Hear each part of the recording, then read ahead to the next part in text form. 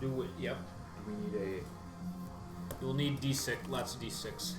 certain I got one. Do we roll before we occupy? I got two. You don't have. I'm allowing you. If you want to create, you have an idea in mind for an occupation already. You can go for it. I don't. Okay. I guess I was wondering, like, if there's a theme, like last time. There is a theme. There is a theme, but it's a request, not a requirement. Well, sometimes a campaign will have like There's recommendations. one character has to have this sort of. Yeah. I thought it's like if we're all coming off a boat or something, like boat related. I just got off the boat. Yeah. A cruise boat with that shirt. That's right. And here's the studs roll d6. There you go. Do you have 5 more of those? I need more of those. Then I can roll 4. I think that might be all the d6s. Nice. How many are there supposed to be? I mean, like, does one person need? You'll at any given time you'll only need 3 right now. So. All good? What happened to all those tiny ones? Downstairs, maybe? We don't like using those unless we're No. compelled to. We might be compelled to. Because then people just blame their bad rolls Okay. on the tiny dice. I have two recommendations.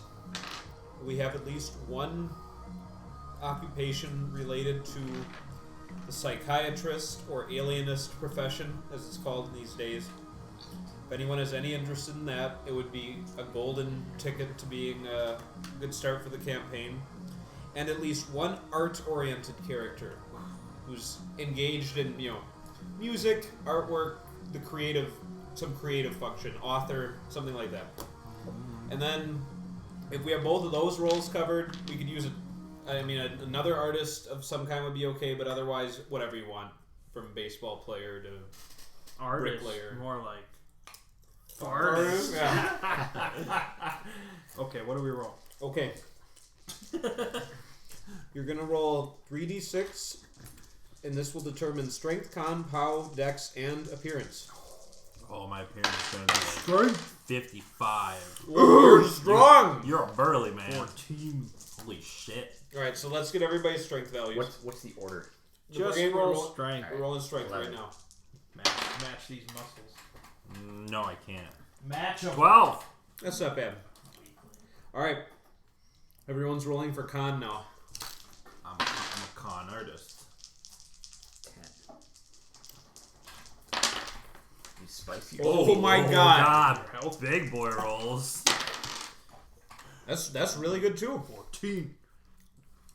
You guys are just gonna brawl everything with these right. stats. Alright. Muscle bound artist. Yeah. Maybe bodybuilder. You're looking at my art. Yeah, his body. Bodybuilder. Body art. That's really funny.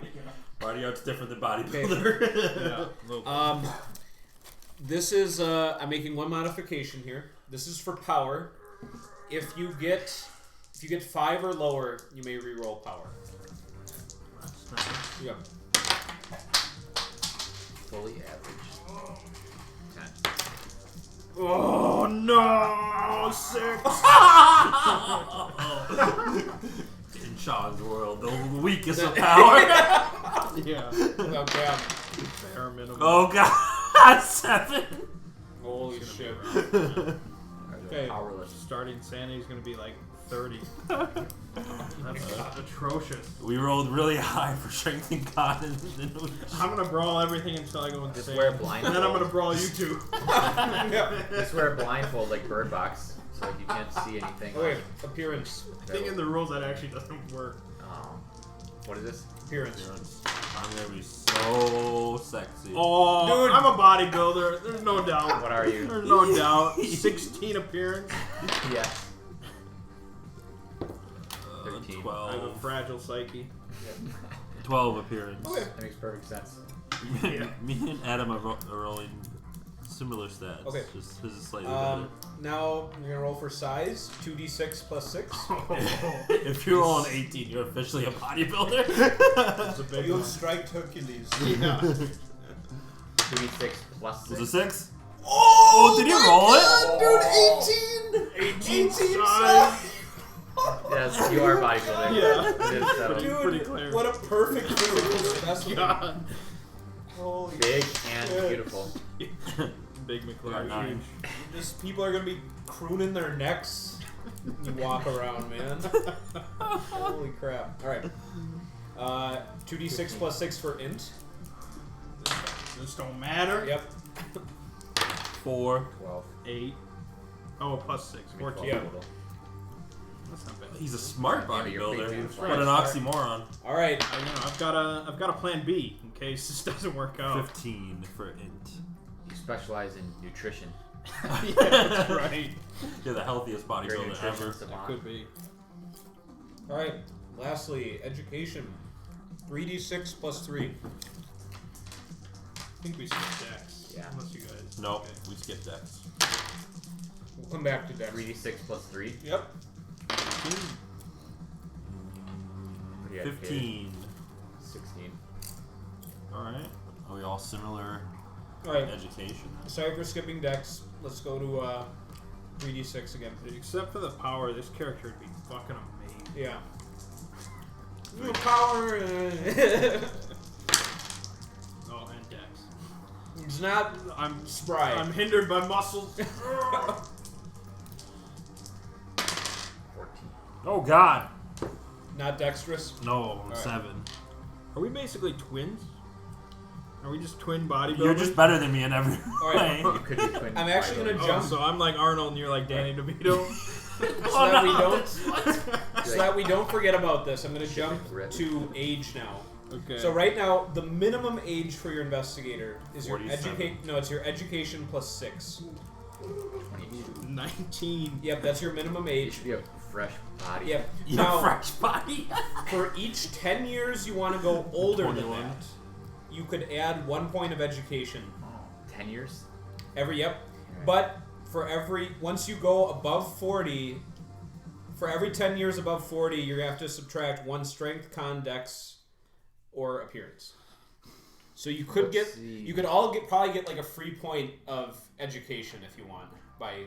What's the maximum age? 75. I'd say you can't go above 75. Okay. I'll be 19. Okay. He's a fresh body. Yep. Straight out the gym. I really want to be 42. Like all bodybuilders, they're born at the right age. Much might be relying on you. Gym. So I could be the psychiatrist, so I'll go like 42. okay. You're my psychiatrist, I think. And you've done a piss poor job. I'm also going to go young. Okay. The rightful age of 21, because that's Okay. the youngest I can be. Maybe I'm your guys' dad. It could be. That's we totally, could that's just totally be we reasonable. could be a team of bodybuilders. Okay, so hold on. You guys should be a family. That'd be great. That'd be interesting. Yeah. He can't get normal work, so you just hire him as like your orderly or something. So what happens with age again? Plus 1 Alright, education for so- each 10 years. Yeah, for what I said, like your minimum age was, you get 1 point of education. What's your minimum age? 22. Yep. So I went 2 over. So I add 2 to education. Did anything else decrease? Yes. Yeah. So you gain 2 education. You're gonna have to. Oh no, you lose nothing because you haven't gone more than 10 above 40. So like I said, you just gain 2 education to what your stat was. Freebie. Yep. We could be the Gaines family. Oh, that's perfect. I actually like that. That's great. Should we be a family? Yeah, Sure. I think you should. Wow, it's the That- first time I feel like ever. I think that's gonna raise the stakes when you see like your family members going insane or dying and stuff. This has never come That's up awesome. This All right. is doomed to fail. Before. Um, so then you got more stuff by your stats. You multiply your int by 5 to get your idea score, your power times 5 for your luck, and your education times 5 for your no. What was the luck one? It's power times 5, Okay. which is also going to be your starting sanity. Wait, oh, I didn't read. Didn't hear any of that. Okay, so that's multiply your intelligence by 5, and that'll get your idea, which is to the right of that. Intelligence by 5. Yep. Power times 5 for your luck. Oh my god. This will also be your starting sanity. And then education times 5 for your no. Okay. Got plenty. No. Plenty of no. My starting sanity is power times 5. 5. Yep. Fuck. I know. What's yours? 30? 30. Yeah, okay, mine's 35. Okay, I'm gonna be big gains. First name big. Yep. I was gonna be more gains. Yeah, you can call me Morgan or Morgain. Yeah, that's perfect. Sure, I'll be Morgan Gaines. Morgan Gaines, So I yeah. go by What's Morgan big Gaines. short for? Bigelow. Male gigolo. Nice. Okay. It's all fitting together so well. Let's see. Okay. Now I'm gonna jump to see what your guys' damage bonus is. Is it gains with a Z or an S? So add your I put everyone. S, but Put S as well. Everyone can add their strength and size together, and then tell me what it equals. 32. Dude, if you had one more strength, you'd have a D6 damage Oh, bonus. that's unheard of. I know, but you get a D4 damage bonus, so that's pretty good. Alright. Strength and added Times together. size? Strength and size together. 21. 21, that is neutral. 26. 26, you have a D4 damage bonus. Oh, You're a big boy. I'm big. That's my daddy. Like father, like son. Okay. Maybe I'm Dr. Gaines. You Dr. Gaines. You gotta have a first name. Not that you guys know. No, you refer to You'd be him. Daddy Gaines. Yeah, daddy You games. refer to me as doctor. Dr. Daddy Gaines. Okay, do you guys... I don't think I've ever done rolling for money. You also have hit points. No, I know. There's just a lot of fun stuff in here. Okay, yeah, let's roll for money. Why not? 800 D6s. Nope, just a Minus D10. 5. I found a D12. Can I roll that instead? No. As a doctor, do I have extra I wealth? got a 10. You have $20,000. Holy shit. Daddy, I done Dude. good. Dude, That's you're all doing- those. you're That's all doing- those Mr. Olympias that Yeah. you keep winning. Right. That's the equivalent of having $500,000 today. Do you have that much? He does. Your son's been doing I've done right by good. you. That's a 1. So Studs is struggling a bit. Really, like the bastard child of the Gaines family. You're Okay. the Tyrion of Yeah. this family. You guys went into this like heavy bodybuilder, and I'm just like this fucking stupid painter. You have $1,500 That's not bad. Still. and room and board. Oh, so that's good. I got 10. All right. Yeah. You also have Oh, $20,000. that's it? Yeah. Yep. I have 1,500. Cash on hand, or I'm gonna just put it in my savings. That's up to you. I'm gonna put it in my cash on hand because I only have $1,500, so I feel like I'm not good with my money. I'm just gonna The back. write it. Okay. No. About 1/5 of your money is in cash. The rest is in like non-liquid 4K. assets. 4K. 4 Yeah. G's just to spend. Like, your house, old books, whatever's appropriate to your character and profession as far as just intangibles. Some might be investments, especially for the psychiatrist. I'm sure you have some stocks and bonds and such. Okay. Hit points. Yeah. Okay, Yeah. add con and size. Yeah. 32. Divide by 2. You've got 16 HP. That is Round up or monstrous. down. You round up. 13. Your magic points is equal to your current power. 25, and you divide it by 2. Yep, and round up, so you'd Round get up. 13. 13. Yep. Could be worse. Sanity points are at 35. Okay. Now you're going to get your occupation points. You're going to multiply your education by 20. Oh.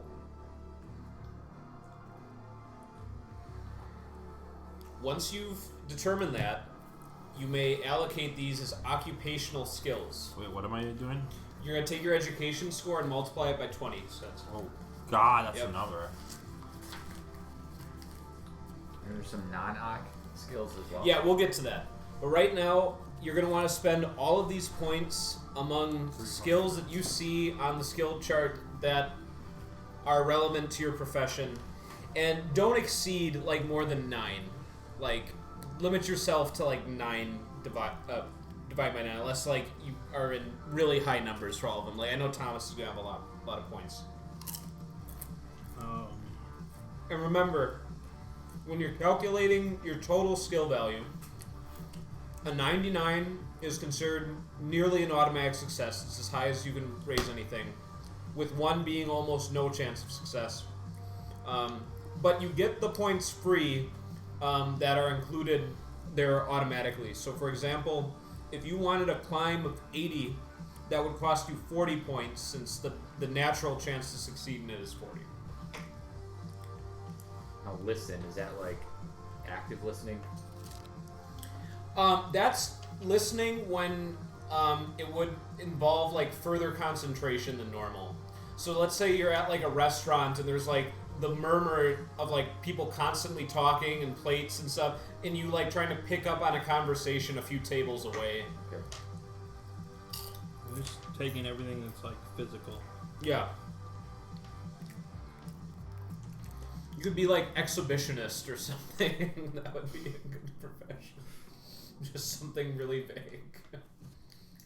I'm gonna have 99 grapple. 99. Yep, that's allowed. Nothing's getting away. Once big gains got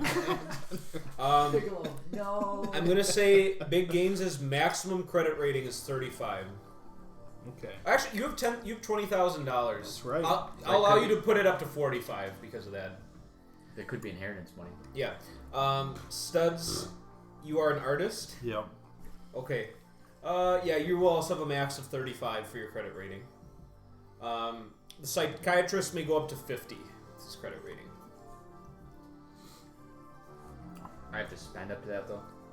If you wanted a 50 credit rating, that would cost you 35 points. Or that's Up from your occupation.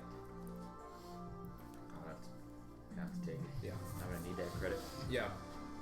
What does credit rating exactly do? It's for knowing like certain financial skill checks, and also it kind of represents your personal credit rating as a character. Like if you're saying like, you know, I'm good for it, or kind of making an introduction based off of your status. And you said the max of mine was 35? Yes. That's not great. No. I mean, credit rating, you're not supposed to be able to have like a 99 like in Yeah. that. Like if you're like a member of Congress or something, it might say like up to 65 or something. So even that like really prestigious stuff, you're not supposed to go too crazy with it. And medicine, would that Like if be you're like a head of state or like a billionaire, that might be like one of your ways to get like a 99 if you really want. would medicine be like knowing what pills to take? Yeah, it's Kill yourself. Kill your son. it's- Force Various Jenkins. effects. it's diagnosing and prescribing treatment.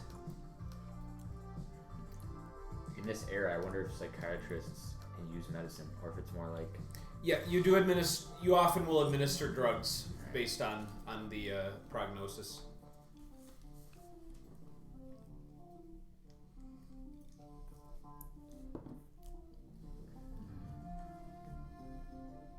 spot hidden character flaws. And as far as your guys' nationality, it's ideal if you guys are Brits, but if not, that's fine. You just need to have reason to be comfortably situated in the London area at the start of the campaign. So not here for just like a week trip, but having some connection to the area. And what's the difference between psychoanalysis and psychology again? I will tell you. One is like insight, and one recovers sanity. So is every point a percentage increase? Is that how this works? Yep. So if you're spending 1 point, that'll increase your percentage to succeed by 1. All right. Psychology. Skill common to all humans, allows the user to study an individual and form an idea of their motives and character. Yep. So this is like reading somebody. Okay. Psychology. And then psychoanalysis enables the user to staunch temporary or indefinite insanity for a day or so. Emergency treatment essentially takes up to an hour to perform and can be applied just once per incident of insanity. So Prevent sanity loss. it's or like emergency response to like a sanity loss. Like if your son won't stop eating dirt or something, and you just want to shake it out of him. That's Damn a it, good more psycho. games. Yeah, some psycho. Or they won't get out of bed because they feel that they're made of glass and they'll break if they fall out of bed. They or something. do have like a high intelligence. And Damn it, more games! If he ain't lifting, he ain't winning. All right. The bar ain't bent and you're just pretending. So try to spend every point because anything you don't spend will be lost. You don't get to like bank points here. Once you've gone through all of your occupational skills, you get your personal interests, which is your int times 10. These can increase any skill you want on your sheet.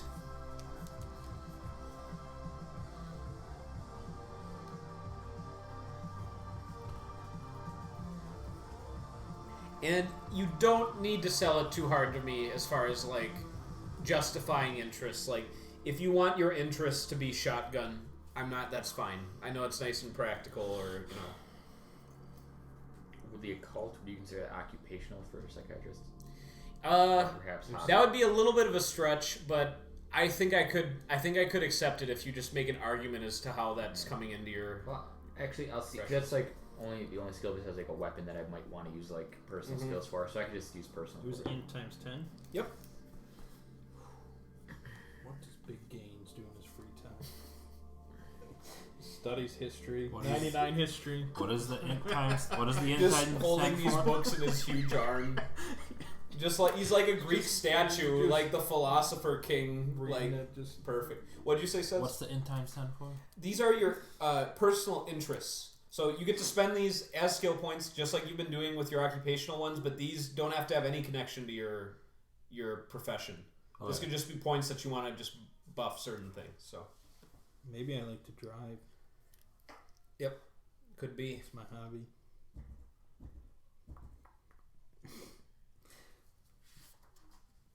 It's like, some of these skills, it's like one moment in the campaign where it's critical and no one is going to have it. Right?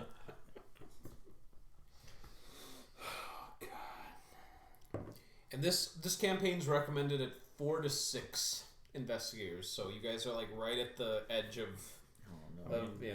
I'm as big as 2 men. You'll have to double. Yeah. I mean, Mert can step in at any time. I don't have a problem with that. Your long lost brother or cousin or something, that's Little game. Yeah. Maybe Tiny games. maybe I operate heavy machinery. For fun. You come into a factory and you're just like, ooh, look at that machine. You like to do construction in your free time? Yeah. It's like, I don't know.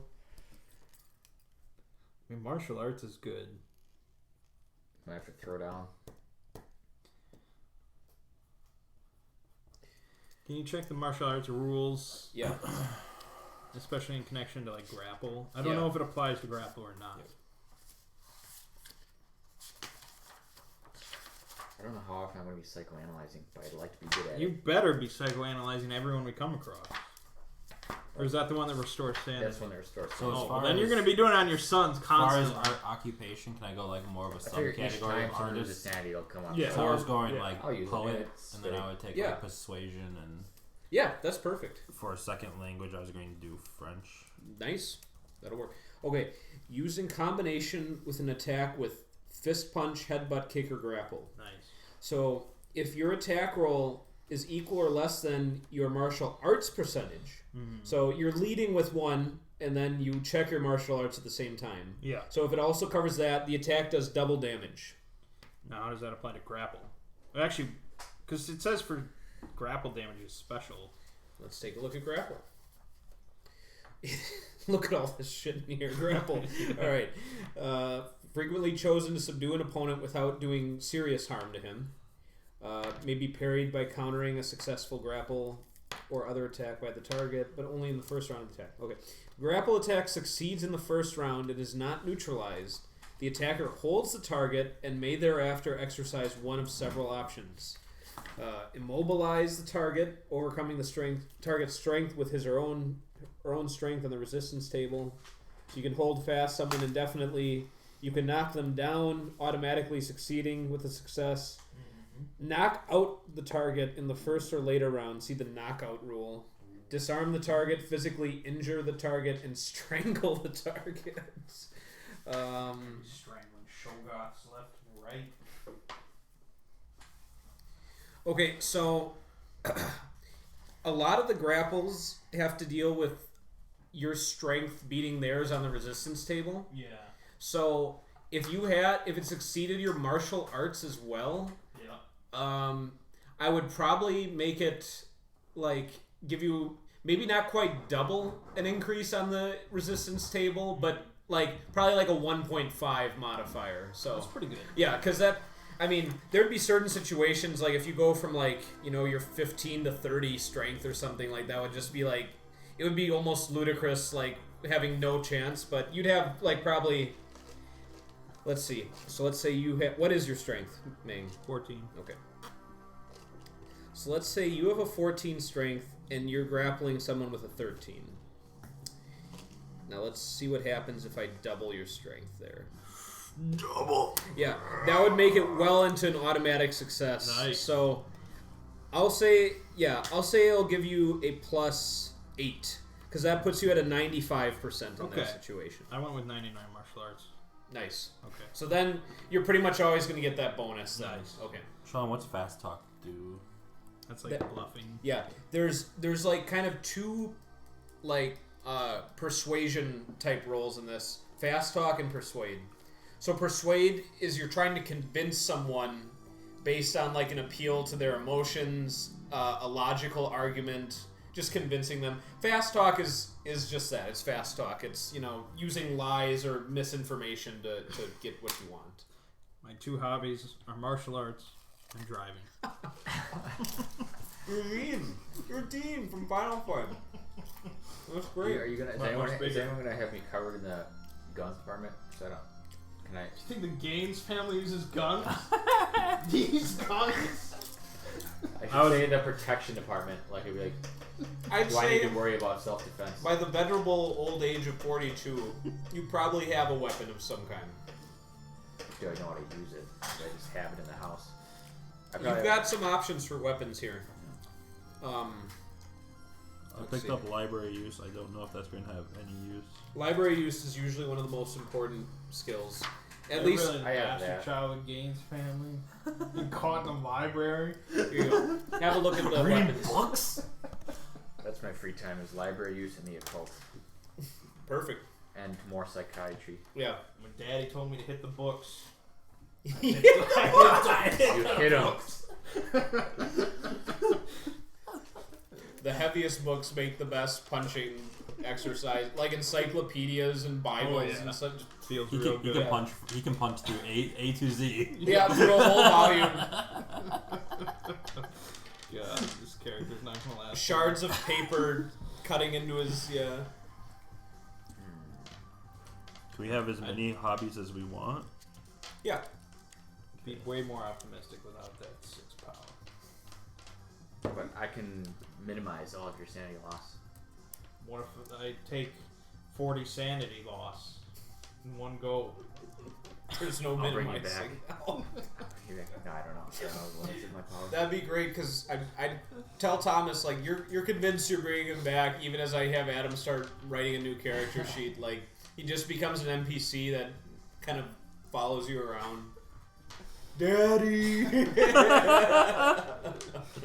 Because seeing a great old one or something is definitely like Yeah. D100. Ren says at one point the character has to try and rip an Eldritch Tome in half. Just this priceless. Called Stay Ghouls. Yeah. Yeah, there's like a great spell in there, and you're like, yep, gone. It's the only spell I need to know. Actually, I think it's fitting that I own guns, but I don't. I'm actually good with them. I just. You Yeah, bought it right. for self-defense, and Yeah. that was it. I guess I like the average. Yeah. Person. I have a gun. I don't know how to use it.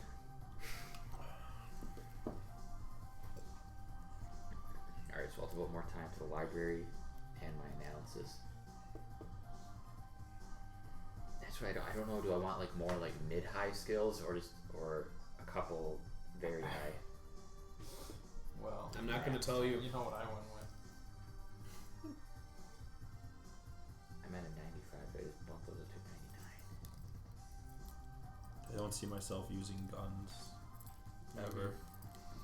Those flying brains come though. We'll be ready. We already know how to defeat them with pure metagaming. Yep. It just seems Eat a time inevitable pellet. combat I'll comes up. strangle one.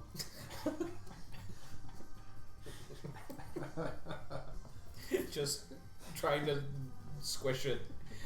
Like just explode it in your... Yeah, oh my god.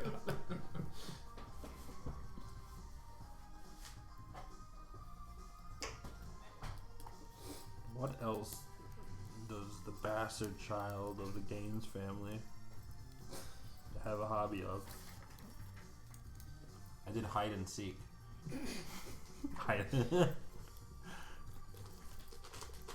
Body paint. Oh, I did disguise too. There you go. So there you go, body paint. Should I just go full disguise? I should have some dodge. I'm gonna have some dodge too.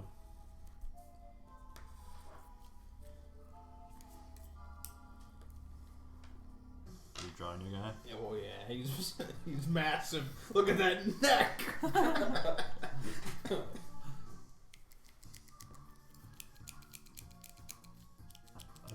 I was trying to just design Tyrion Lannister.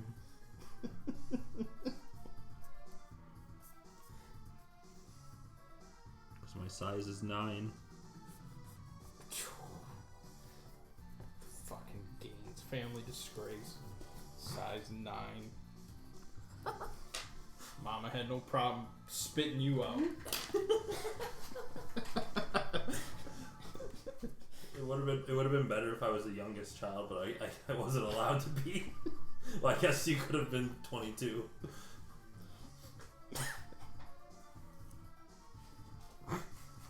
Those are like veins. Veins? Yeah. They look like neck hairs. He's got the neck hairs to cover the veins. He's secretly Sasquatch. There you go, Ziggy. Star of your campaign. Nice. The man who will die instantly. Yeah.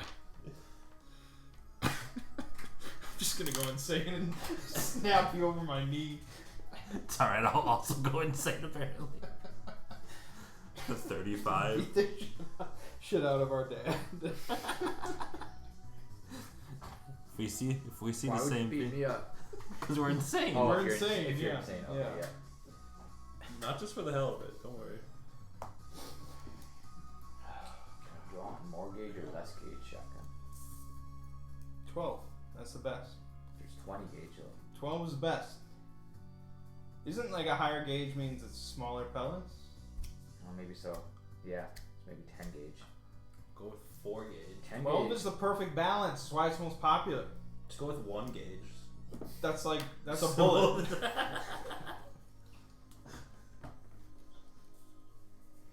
Male.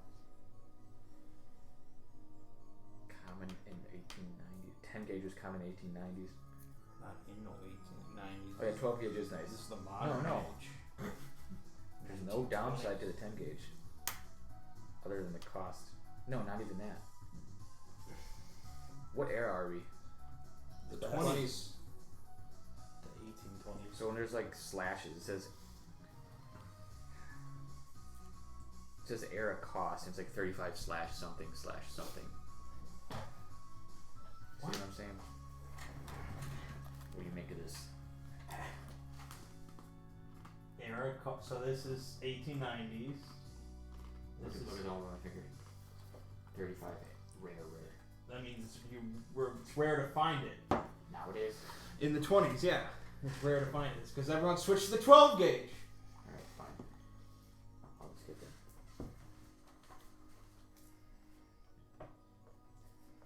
The Bellini. Nice. Italian.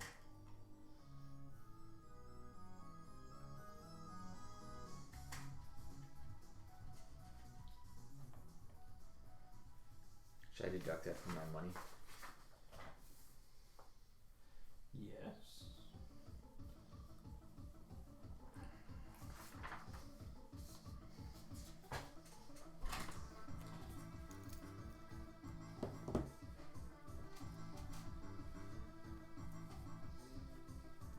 I have a 1 in 3 chance to hit with it. Actually, less than that.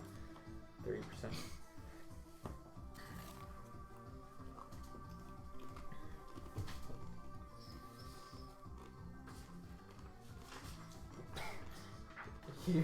Here's your baby boy. Oh man, it looks like a football trophy. It looks like a Super Bowl trophy. Yeah, exactly. It's a walking Super Bowl trophy. These lines are way too small to include this info.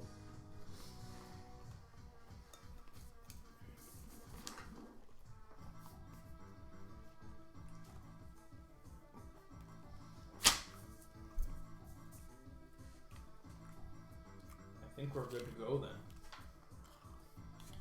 Thomas settled on his gun. Yeah, I'm just writing down all this stuff. Did you finish reading the first chapter? The introduction to the campaign. Yeah.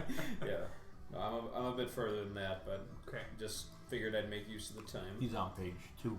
Yeah. Oh. It's a Kidoba type of day. Every Monday. They're gonna say every day. No, maybe if they delivered. Yeah, they're like the only thing on like DoorDash that is Pissing me off. Chipotle is They on used there. to be on Uber Eats, but then they stopped. That's annoying. Okay, so I'm thinking about things such as like a car or like a house, stuff like that. Yeah. I have $1,500 to my name. I mean, a car is very important. Are we British? I don't want to take the bus everywhere. We are. Okay, we're British.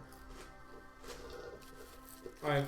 I'm not gonna do a British accent. The bus lines are starting to get going, but right now it's mainly the metro that is popular in London, so the underground train. But yes, there are cars too. I mean, I think it'd be really useful. Okay, then buy a car. Alright. I'll drive it. Alright. You got a chauffeur. You have more money on hand than I have in assets. Yep. You need to get a real job. Not painting other people's bodies. I'm a poet. God. That's even worse. Do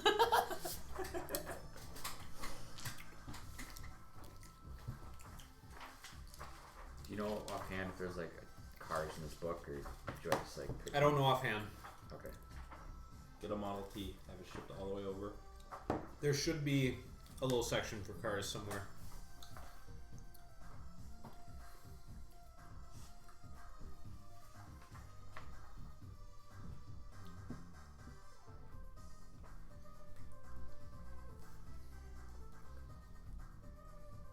It's retro 1920 music. Yeah.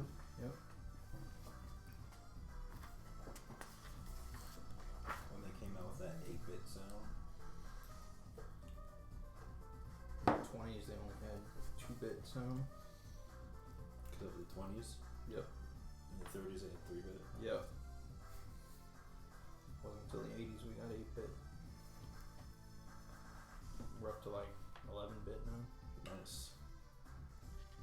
About to hit that Oh, here 12-bit. there's, yeah, there actually is. Yep. Model T is only $385. But that's... I mean, I guess they could ship cars Oh yeah. from all the way from America. Damn, I could have a Mercedes Benz SSK. It's the most expensive car in the book. You can crash it right away. I'm gonna look this shit up.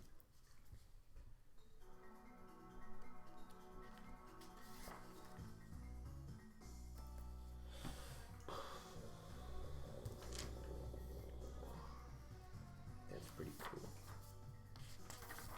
You want to ride around in this? It was That's amazing. hell yeah. It's only $8 grand. How much do you have? 16 in the bank. Yeah. It's not 16 in the bank, it was 16 in assets. which I thought it would was be the car. 16 in savings. You rolled 10, right? Yeah. It's $20,000. Yeah, so I put 4. But that could be I put part of the 4 on cost. 8,000 could be Yeah. the car. Yep. What do you think? There's also a Packard. Which is probably I don't know if it's a prudent financial decision. No, maybe I'll go with the But cheaper one. big gains would tell you to go for it. Damn, that is like a cool What do you car. what do you expect from the star child of this family? Yeah. The one with all the gains.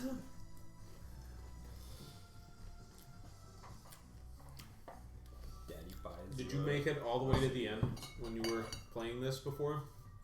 No, I told you we made it like the second session. That's right. You were DMing it. No. No? Ren was? DMing. Oh, okay. I'll just get a 4-door. You know, it's way less cool. Let's see the shit car that you bought us. Buick 121. So it's not a convertible? No, it's some shit car. I'm gonna make it a convertible. Punch right through What if that. it rains? Well, Oops, I forgot so to be do it. the new. Alright, next one. What am I gonna do with Especially in London, Never be a $14,000? damn It's gonna cement rain shop every if you don't damn try day. the damn I am tempted. No, to I get know. I that just car, I went by because what are the odds? muscle that I'm memory. It's the only type of memory I got. You've already got some golden quotes from tonight. I'm not Hitting the looking- books. Based off these quotes, though, I'm seeing a quick death from, Oh, from yeah. games. It's gonna be horrible. Yeah, actually, that fancy car only seats 2, so it's not even practical. No. Well, good. Does it have a trunk? I can just get 2 of them. Does that- Oh my god. We're a homeless baby. We live in our convertibles that we lift, that we carry everywhere. Big Games has like each convertible on both arms. Oh god. Alright, so that was 1,400. What a family. We're about to rip London a new one. Would I have to deduct home costs out of savings? Oh No. my god. So I can just have a home? You do. Alright, good. Do you live there? Yeah. Cool. I have many leather-bound books. Are you done? Yeah. Good.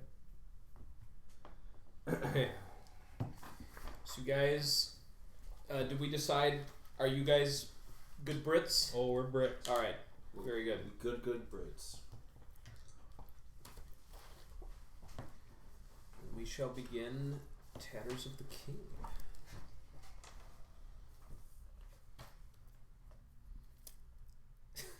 Yeah, I think we got beaten to death by like orderlies or something. Like, I'm trying to remember how it ended, but it wasn't pretty. Were you in that one? I thought I might, but I might be thinking of nope. I'm probably thinking of Orient Express. Yeah.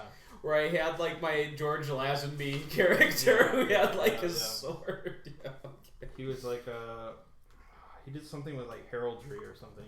Yeah, he worked for the College of Arms. Yeah, and he yeah. he loved to look at like hair. Yeah, like that was That was a good one. All right. I'm gonna send you guys a couple things. These are playbills that have been distributing throughout the streets. And the Gaines family considered this a nice family event. I think that what's the name of the patriarch of the family? Doctor. Your name's Dr. Gaines. Okay. I don't have one yet. The good doctor thought a little culture would be nice, and the price of this play was very reasonable compared to some of the other ones in the area. One more. Fulmer Gaines. Fulmer. Be Hugh. Ren suggested Hugh. That's Hugh actually Gaines. really good. I'll be Hugh Gaines. So a little known play, perhaps as it claims the first time being performed on any stage, is coming to the modest Scala Charlotte Street Theatre in London. And you will be attending its premiere on the 17th of October, 1928. It's unlikely that any of you know too much about the background, unless Of a poet that speaks French, I feel like I might know a little bit. you're a poet who speaks French. That gives you some Rip off your background. balls. You don't deserve them. I spent my whole life in books and I still got a body. Okay. That's right. I still have a strength of 12. I guess that's better than me.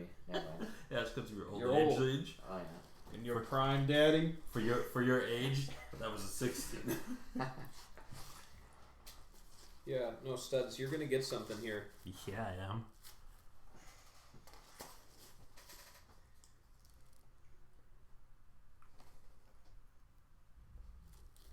Just need to find where it is in here. You weren't expecting that. No, I mean, but it's good. That's the one thing with all these wonderful details is sometimes I need to remember where I saw something so that you can benefit from your background here.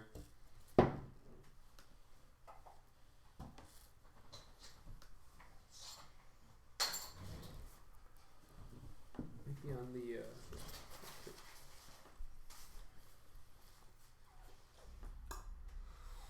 okay, you want to get some new tracks going, Mang?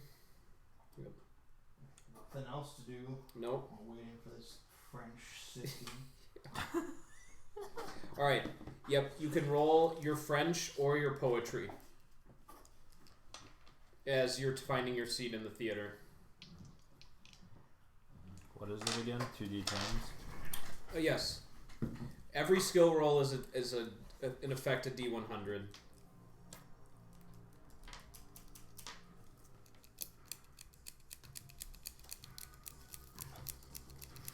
Why are you writing when you should be rolling?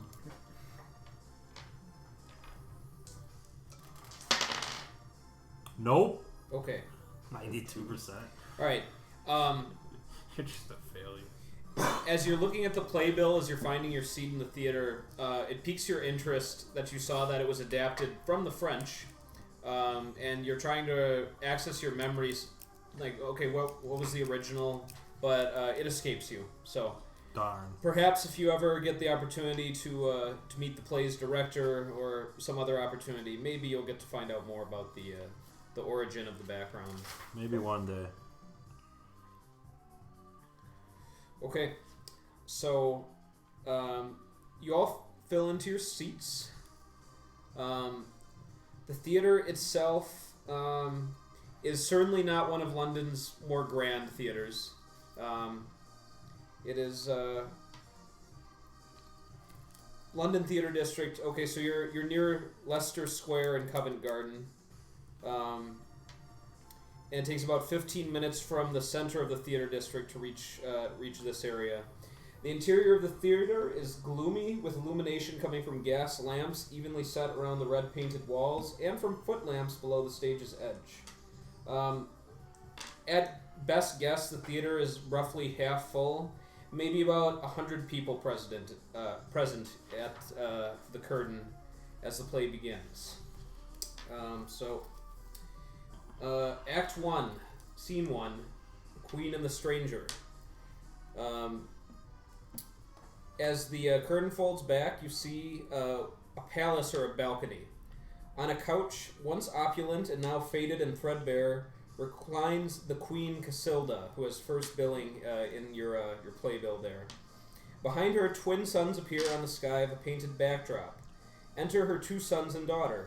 The 4 discuss matters of succession, although no one is named and no one calls another by name. The sons argue and they complain to their mother, but Casilda does not give them the attention they would wish, and in the end she sends them wearily away. The talk seems to be one that they've had many times before.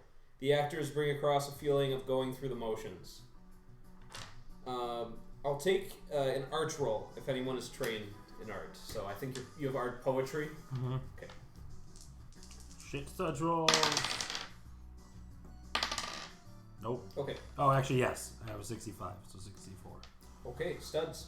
You determine that the female actors are perhaps more accomplished than the male actors. How sexy. Yeah.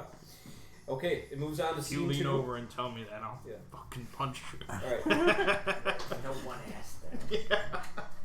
In scene 2, the play shifts to Casilda's receiving room. The queen stands at a long table. She reads aloud from a scroll a report which names her city as Yathil and her kingdom as Hastur, and talks of a war that goes on against the kingdom of Alar. The conflict has no end in sight. A child with jeweled fingers enters. It is unclear if he's another of the queen's sons, although he talks to her with a familiarity and even bullies her.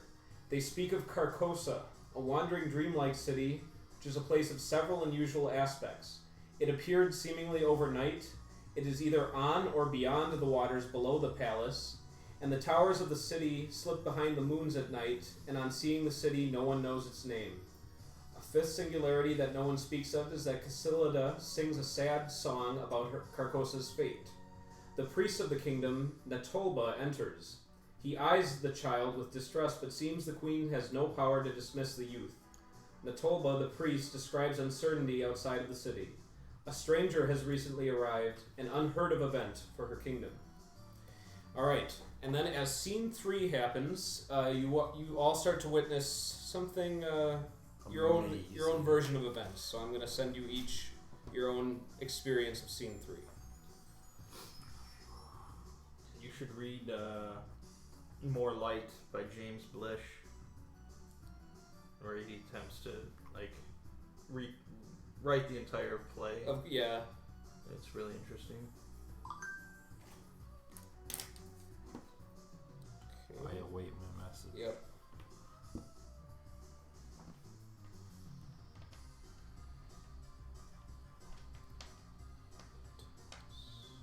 Oh. Thomas, thanks for being patient. Oh, you Okay. you did this in a Yeah, weird way. Sean. Yeah. Yep.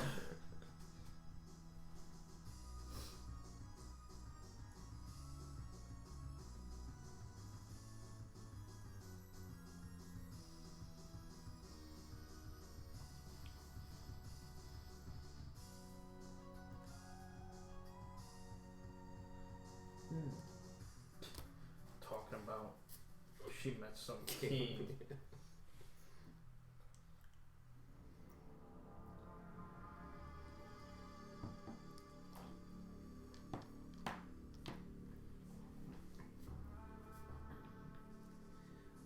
At the end of the scene, the stranger immediately throws up his arms to reveal the yellow sign painted on his breast on his breast sleeve, and Queen Casilda collapses.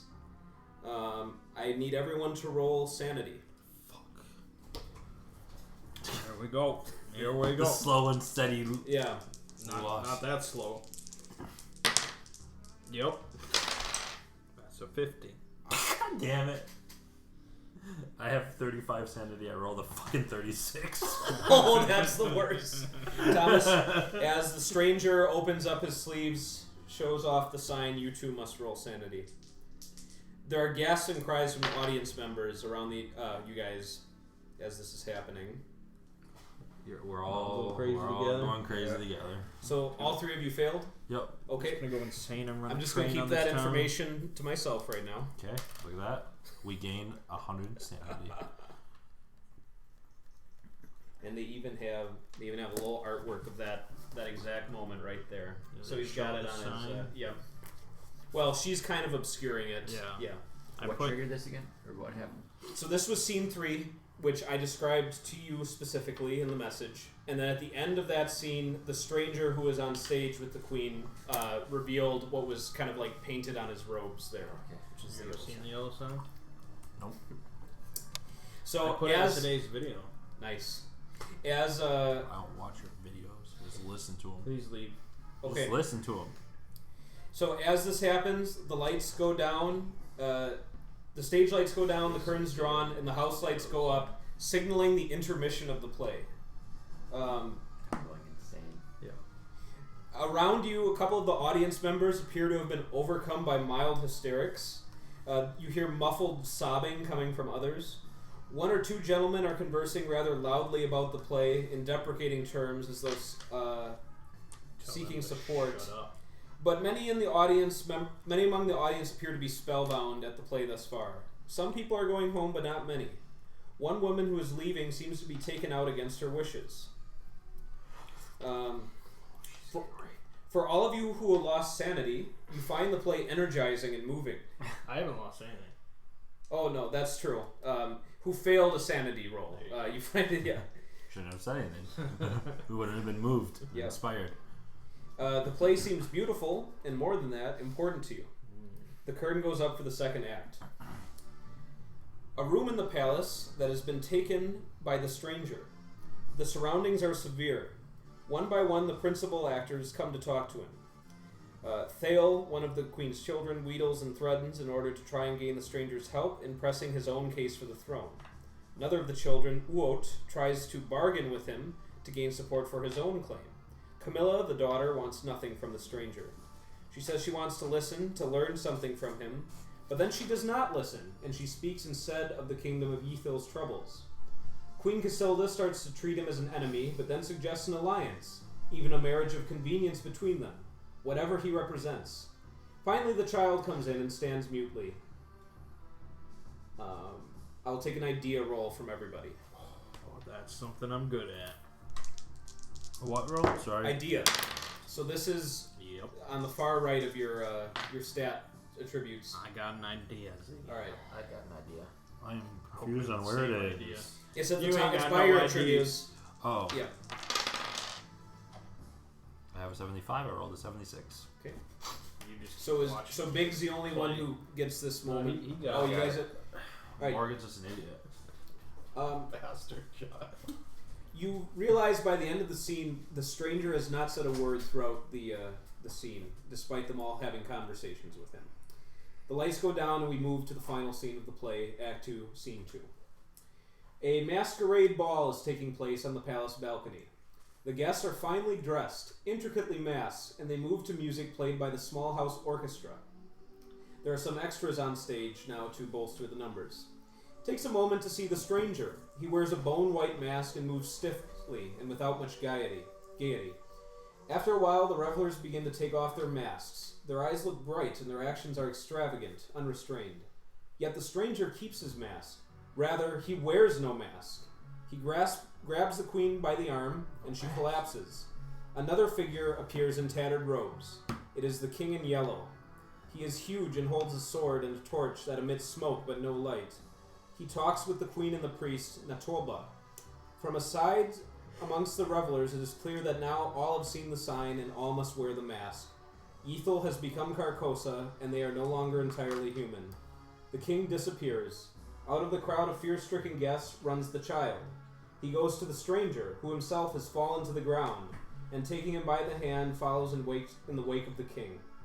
As the play ends, the audience, including the investigators, become confused. The final lines of dialogue peter out somewhere distorted and are lost as the curtain falls. And suddenly, all is an uproar around you. With the ending of the play, it's as though a spell has been lifted. I need all three of you to roll d6. Just a single Yep. piece. 3, 4, 2. That is the amount of sanity you have lost from God this damn viewing it. of the play. Studs rolls hit me well. I have to have a talk about this in the car. Yeah. Around you, I don't like that play. no. Why you take us there? I don't think any of you went temporarily insane. Do you remember what the threshold I for thought that? it was 5. Okay, we're just under there. Losing 5 at one point. I don't know if it's 1 point or in like a short time frame. Okay. Around you, at least 6 people have gone into a berserk rage. And Including me. no, not including you. You're still in control of your action. Okay. Good. I go into a normal rate. Yeah. While you see a few others in their Ultimate. seats lying catatonic with like saliva just pooling out of their mouth. 2 of the affected berserkers seem to rush towards the curtain to charge the stage, where you see stage hands attempting to block them. While others are turning on audience members at random, beginning a bit of a brawl. I'm getting in that. Okay. Nearby, you see an assailant with a bottle, an older gentleman whacking at people with a cane, and a woman scratching and clawing at people, all with abandon. Yeah. Who would you like to engage with then, Big? Go after that old man. What? Alright. You're, a so threat. this is you're not Swing a actually. weapon. This is you're just your choice, right? Yes. Well, there's violent individuals. Are You trying do to have an subdue them? intelligence. Yeah. All right. He's not just beating him senseless. It might If break it something. comes to it. It might break something, but we'll try. Okay. You see, he just finished bloodying someone's head. You see, the Are you cane allowing that? struck well, and he seems to notice that you're coming for him. And okay. So, what's your plan here, Big? I'm gonna wait till he swings. Okay. I will dodge. Nice. And then I'll boom! Try and knock his head off. Perfect. Let me create my screen here. Those martial arts skills. Everyone was kung fu. That is a 99. So you just have to succeed on your dodge. Very good. Well, no, I have to roll under. When I do the hit, I have to roll under my melee skill and martial arts. Yeah, it's pretty easy to do that under your martial arts. Yeah.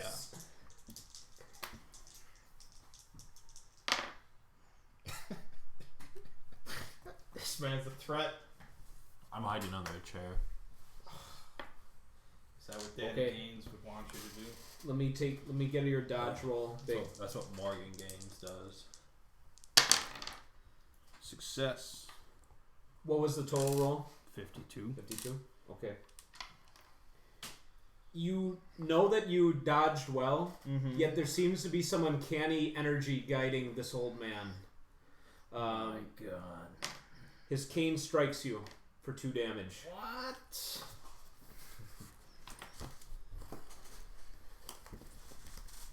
You see, he seems to be quite exerted by the action, Squeeze him. leaving an opening, perhaps. Okay, I'll uppercut him. All right. Nice. This fucker. He dare strikes Hercules. 48, which is under my fist Yep. and my martial art. All right. So you can roll double damage. Nice. Fucking got him. Where's that D3? Right there. I'm gonna use it. Roll. I've been using it the whole time. Damn it. So is that the whole thing is doubled? Everything's doubled? It's all doubled. Thomas, where's the book? Because they give a perfect example that I can. Martial arts.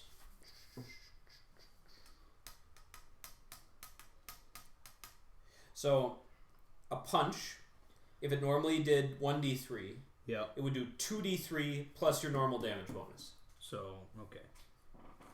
Alright. Then that is a total of 5 damage. Okay. You knock the man out in 1 punch. One punch! And there's a fair number of people who are just fleeing the theater at this point. It was helpful that you took out one of the berserkers, and you see that He was a berserker. yeah, that the stagehand seemed to be subduing some of the others who charged at the stage. Okay. Okay, are you guys just kind of standing back, letting? I'm hiding underneath the chairs. Okay, I'll take a hide from you. Fuck yeah, let's go. Yeah. 2. I think I succeeded. Yeah, you will not be discovered unless you wish to be discovered, essentially. You will never find Like, me. ages of the earth could pass and you'd be under that chair. You completely forgot. Yeah, Actually, okay. so could I analyze the motives of these fighting men or the berserkers? Yes. Be like, what's their intent? Oh, yeah, of course. 80 out of 95. Okay. Now, granted, this is not your typical modus operandi, observing people fighting from a distance. You know, like normally they're on your couch or something like that.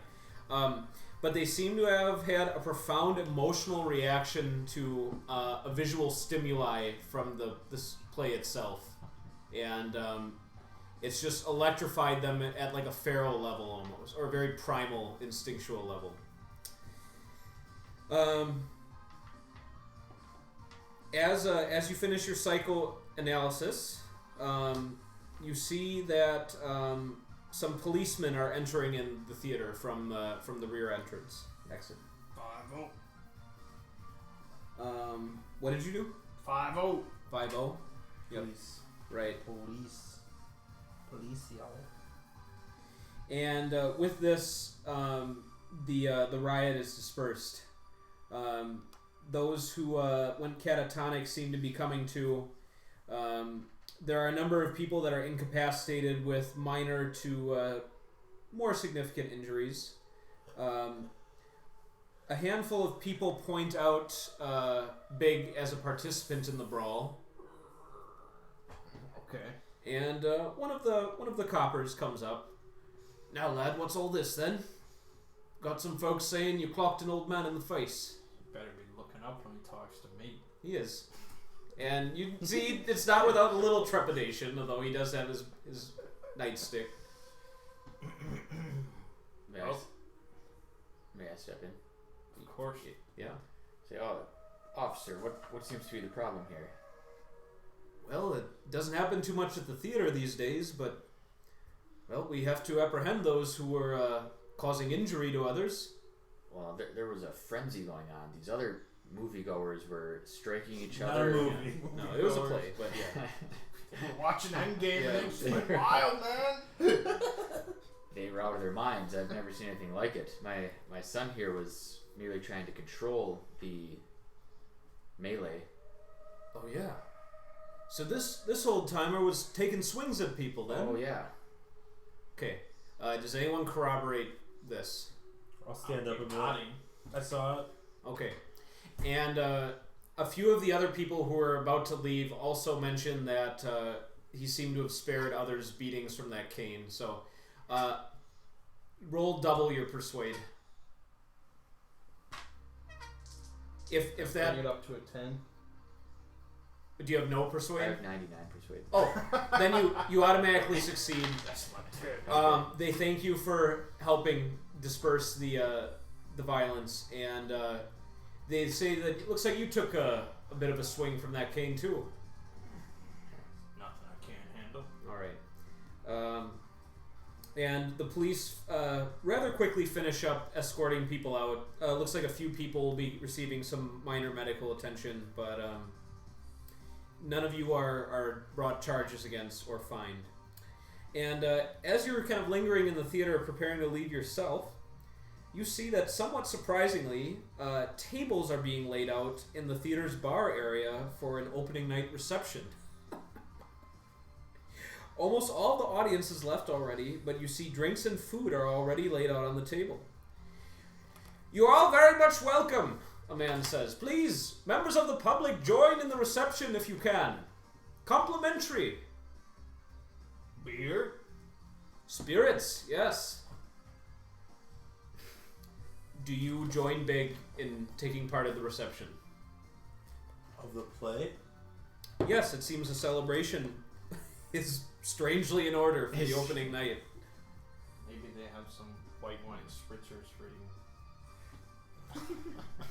I'm more of a gin and tonic Yes. kind of man. So some servers help you to your seats. Whatever you'd like, they will return with it for you. Apart from, I mean, there's appetizer plates, but as far as what you'd like to drink, they can fetch it for you. And for you, good sir. Beer? A glass of red wine. Gin and tonic? Okay, he goes to fetch your drinks. You see that the cast appears, and they all find seats close to you or next to you. You get a few polite nods as they take their seats. They seem surprised that anyone from the audience is sticking around. And the atmosphere overall is heavily awkward. You see the cast members aren't eating or drinking too much. It is clear that the cast seem to have heard the uproar, but did not witness it directly since they were behind the curtain as the final scene concluded, and are unaware of the extent of what happened. Jean Hewitt, who portrayed the daughter of the Queen, kind of leans in close to you, Big, and asks you, so honey, what happened out here? Can you explain? We just been hearing rumors. Well, I was falling asleep during this play. Mm-hmm. And then it got good. This old man just went wild with some other people. So I cleaned his clock. She says, wow, that's impressive. Look at the muscles on you. And she caresses your arm to feel your muscles firsthand. I'll do some flexing. Okay. And she shares with the three of you, after having a drink and a heavy shrug, that her whole time in the production, this whole play seems cursed or under some sort of cloud. And that, you know, as a young actress, she wants to get the opportunity for, you know, whatever she can get, but she's been having nightmares, actually, from a lot of the imagery of the play. And so she, again, likes to confide in Big and says that, you know, she'll be glad when this one's over so she can get on to a new production. I have a lot of nightmares too. Yep. How long would you guys like to stay at the reception? You've all been served a drink. It's probably been about 20 minutes so far. I guess could I ask, like, does the audience always seem to react like this? This was opening night. Oh yeah. Then I say nothing. Okay. I go home. Yeah. She said she was One having drink. weird nightmares about the imagery of the. Oh yeah. She says that damn sign on the stranger, the character, on his clothes. Oh, I can't stand looking at that thing. Hannah doesn't even look at it anymore. If you notice, she always profiles herself away from it so she doesn't have to see it during the play. Interesting. Yeah. Who wrote this play? Who wrote this play? You hear Carrie behind you. You see a man step forward. A tanned and active-looking gentleman with a thick mustache and a full head of black hair. He's dressed fastidiously, wearing a Panama hat, and he's as he makes his appearance, you see the cast kind of applaud him dutifully. And he says, and now, an applause for our wonderful cast here.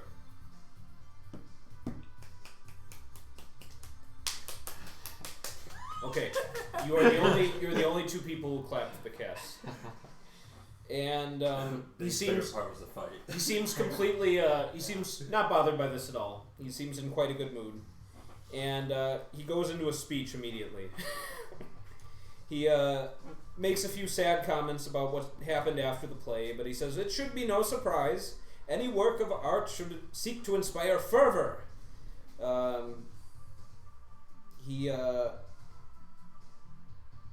He then talks about a few other things and mentions a few groups of his patrons, discussing, well, this was quite a long work in the making, my adaptation of the play from the French. Yes, King in Yellow. And he goes on and on talking about the plot of the play. You kind of get more than you need to know about everything that you just saw play out on stage. Do they keep bringing beers? Oh yes, you will continue to have refreshments. Yeah. I can drink a lot. I'm like Andre the Giant. And barrel of beer. Yeah. and once he finishes his speech, it seems he'll be lingering a few minutes with the cast and guests, as the reception already seems to be winding down. What's his name? This is Talbot Estes. This is the director of the play, He's probably on the bill. who also had an acting credit. He is in the. He did have that. Mm-hmm. Are you checking his IMDb? Nope, on the It's on play the bill it bill, says, huh? yeah. Director. Oh, he's a king More of like- yellow. Yes. Is that the name of the play? Is King in Yellow the name of the play? Queen No. of the Stranger. Yeah. Okay, and this is based on a Yes. French book Called King in Yellow. That is what he claims. His name was Talbot. Is that how you pronounce Talbot, Mr. Talbot Estes. it? Talbot. Yep. So Talbot, what does the symbol mean on the strangers? You do not know of the yellow sign? Fortunately, I'm unfamiliar. Remarkable. Well, Can you draw it? do you say this? Can you draw it? Oh, yes, I'd be happy to. He finds a napkin. Someone hands him a pen. You see him working on it for a while. And he presents it to you on the napkin. After seeing it a second time, although it does seem to have an effect on you, no sanity roll is required. You like that? It's most curious.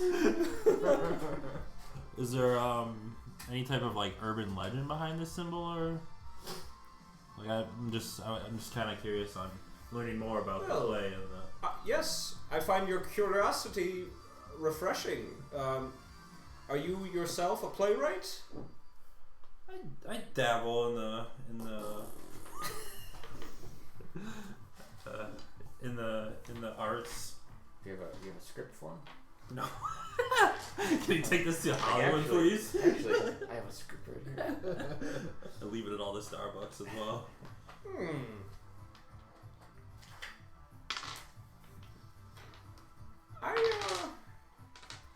It's rare these days that I find well-intentioned individuals like yourself wanting to learn more. So,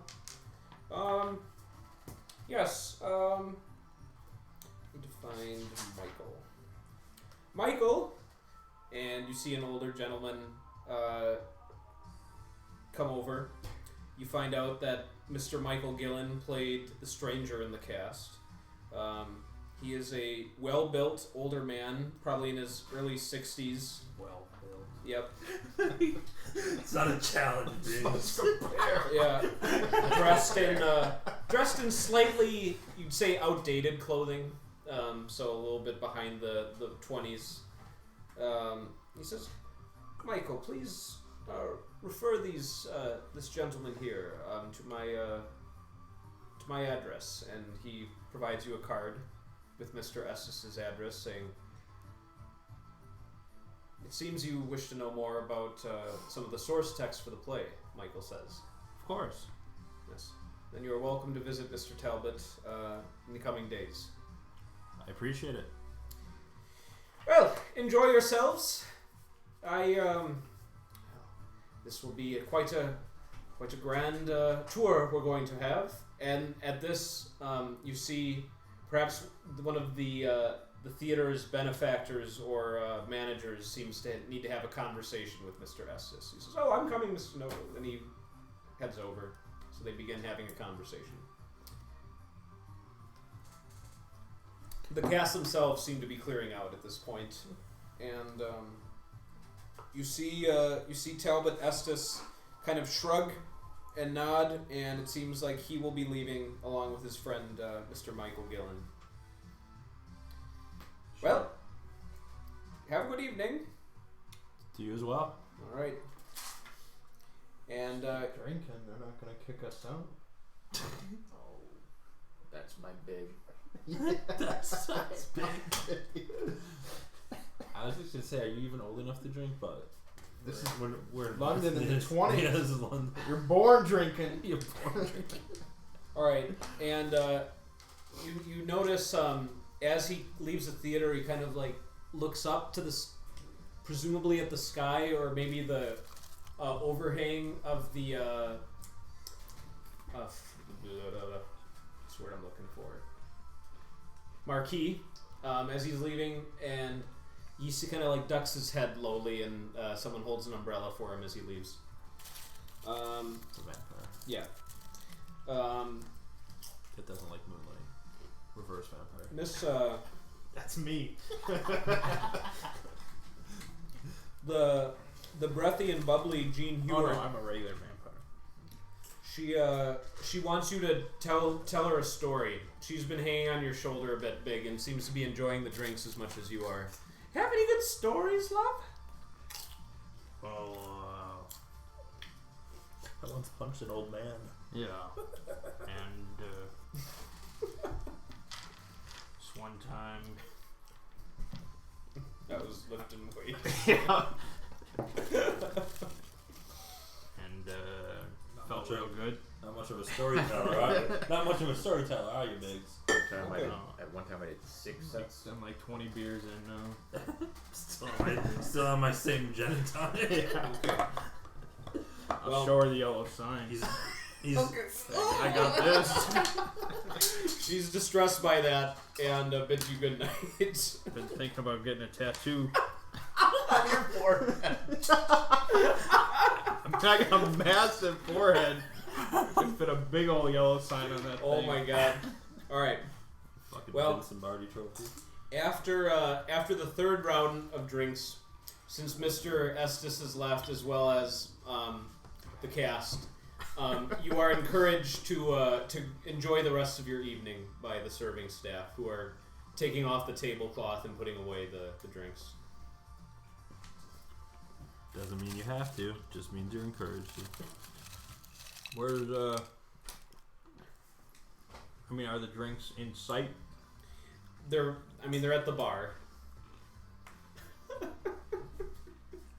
I mean, you've managed to avoid legal trouble this far. I mean, they were authorized to give out as many drinks as necessary. You say the staff left? No, they were like cleaning up. Is not everyone else gone? Yes. Well, round of road sodas. Yeah. Alright. One more go, please. Okay. For big. None for One me. more round for him. So all three of your drinks go No. for it. Okay. Yeah, I'm not Perfect. drinking. Okay. You know he's our driver, right? Yeah, Biggs knows It's that. the too, 20s. Yeah, I get it. It's perfectly Yeah, fine. no, Everybody's driving drunk.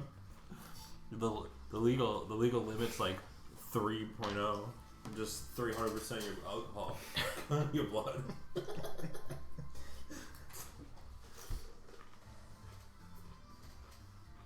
Big has done it before. This is They'll still do it this again. is still the era where this is before the era where cigarettes were good for you, so of course alcohol is good for you. Yep. Yep. Okay. They oblige, and It's better. you've got a nice early drunkenness taking hold of your body. Perfect driving Yep. temperament. And do I presume you will attempt to drive them home? Yeah. Okay, in the $8,000 car.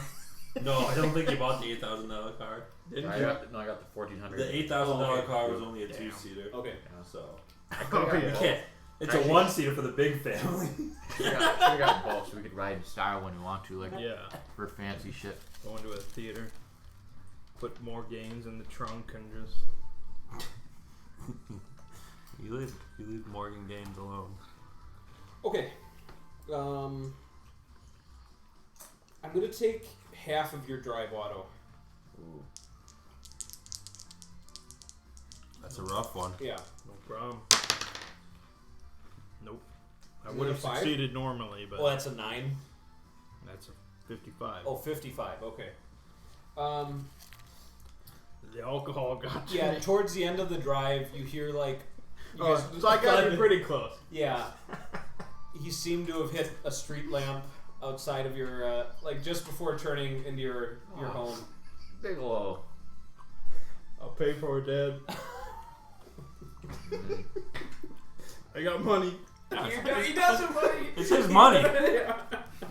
Just because you're big and strong, he gives you all the money. Oh, rats.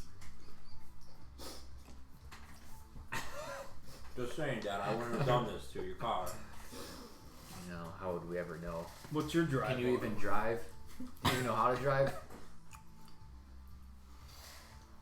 Nope. Nope. Okay. Then you leave Bigelow out of this. So, as you guys sleep off your night, will it be your intention to immediately get your car repaired? Is it like functionally damaged? Even if it's not, probably yeah. We'll say one $20,000. of the front lights is out. Right. Yeah, Well, the I'll try to headlights get it are- repaired. You said that's the same amount of money as what, $500,000? Yeah. So between the two of you, you have $1 million. In this Yeah, thing. we So know. Alright, well, we can get that repaired. What's the small repair? Okay. Be like $5. Yeah, I'll pay for it. Not me. Okay. That's all my money. Appendix D. Vampire Hunter D. It's a good movie. Yeah. Vampire hunt these nuts.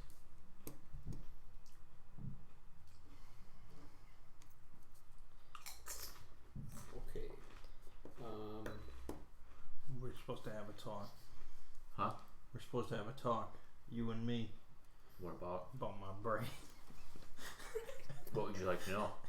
I want to know what's wrong with me. Aw. Wait, what? Because I lost sanity. Oh yeah. Yeah. Tell me what you thought about the play. Like on the verge of tears. Oh, you lost 4 sanity. I lost 4 sanity. Yeah, can I psychoanalyze? Suds, how much did you use? I lost 2. 2. And Thomas? 3. 3.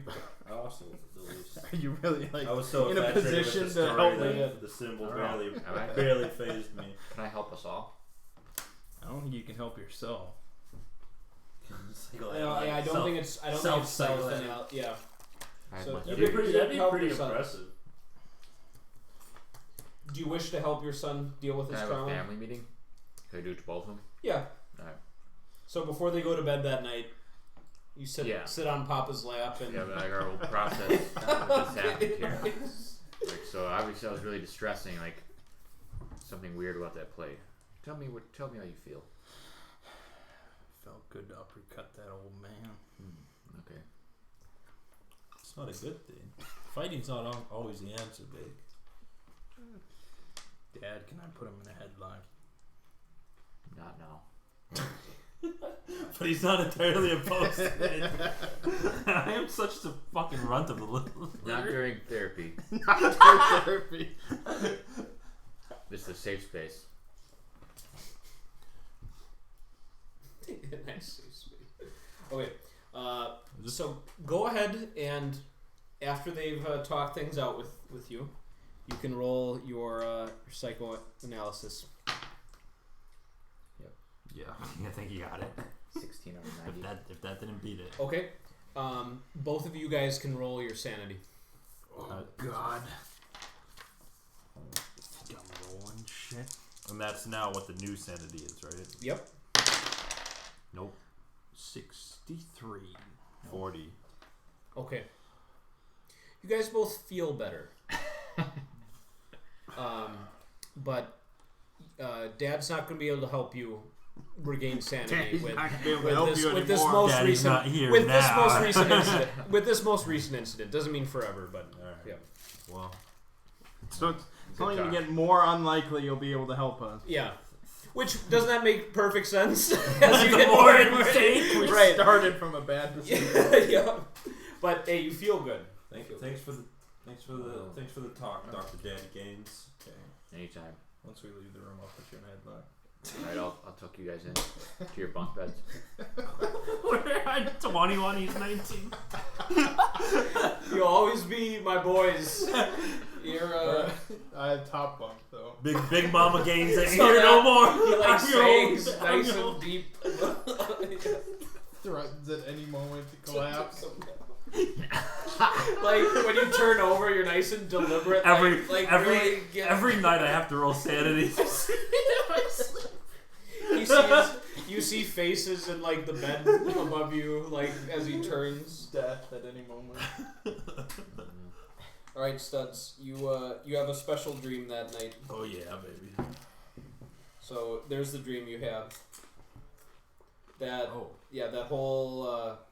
Obviously, there's stuff that like crept in, but you can see where I want you to. What do you got yeah, going okay. on? What I got going on over here? And Thomas, the next morning, the good doctor receives a letter. I'm going to send this to the group chat. so that they can help you decipher the handwriting. Great. Yeah, I'll. I mean, if it's totally illegible, I'll convey you the key points. But there you go. My eyes aren't quite what they used to be. Can you guys It's come here and help pretty terrible. me read this Yeah. letter? I know how to read.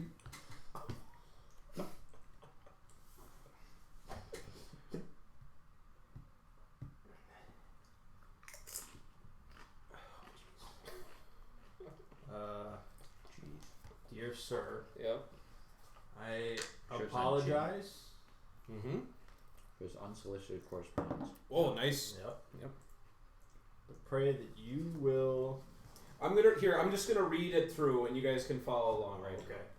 Solves all the You will problems. do me. This is too hard. I'm still reading mine. Yeah. Oh wait, I'll stop. I'll pause. Do me the something of reading it through and considering its request. This letter comes to you as the authority of the paper, basic anxiety and ontological insanity, which, if I may say so, I much admired, particularly your analysis of the work of Dr. Karen Homey. Oh, Yeah. Hold on, let me find that. so you wrote that paper. You did, Probably you did. about me. I am a consulting doctor of it. Conducting Saint doctor of Agnes. St. Agnes's Asylum in Herefordshire, and am seeking an expert opinion on how to proceed in the matter of an inmate's case. If I may, Prevoid. Pre-void. Prevail? It doesn't make sense. I think prevail. Doesn't make sense though. I think that sometimes is used. yeah, if I may prevail upon you, there are An outline of the facts. Oh, facts. Yeah, patient W. Those these are an outline. Patient W is a young man from a good line who, holding no employ, spent much of his time before admission in private study. Yes. In the autumn of 1926, a terrible incident occurred and W's father and sister were left murdered. W, much troubled, was committed to this asylum shortly thereafter upon the application of his brother and the diagnosis of the family physician. W is suffering from extended bouts of Scotophobia. that give him temporary but intense anxiety. This has proved treatable with medicine, and I am of the happy opinion that I may recommend his release when his period of mandatory confinement comes to an end this November. Here the problem arises. W's brother has been urging me to recommend his continued residence. I am surprised at our playing opposite roles in his not uncommon disagreement, and I find the stance of the family unusually rigid. I am. Jesus Christ. I know it's pretty rough. Having a seizure while you write that. The good old 1920. I am. Unworthy? No. No. No, Are you sure? I am. of a loss to I'm understand. currently. I'm, Right. yes, I'm currently Yeah. nice. Good job. I'm currently at a loss of how to understand a motive. I am hopeful that you will consent to an interview with me on this matter. Again, I regret this communication without our previous introduction, but my closest colleagues have not the patience for psychoanalysis that I believe to be the way to examine such cases. There are some unusual aspects here, and perhaps this might be an interesting study for you. I shall be visiting London for a few days, beginning the 28th of October.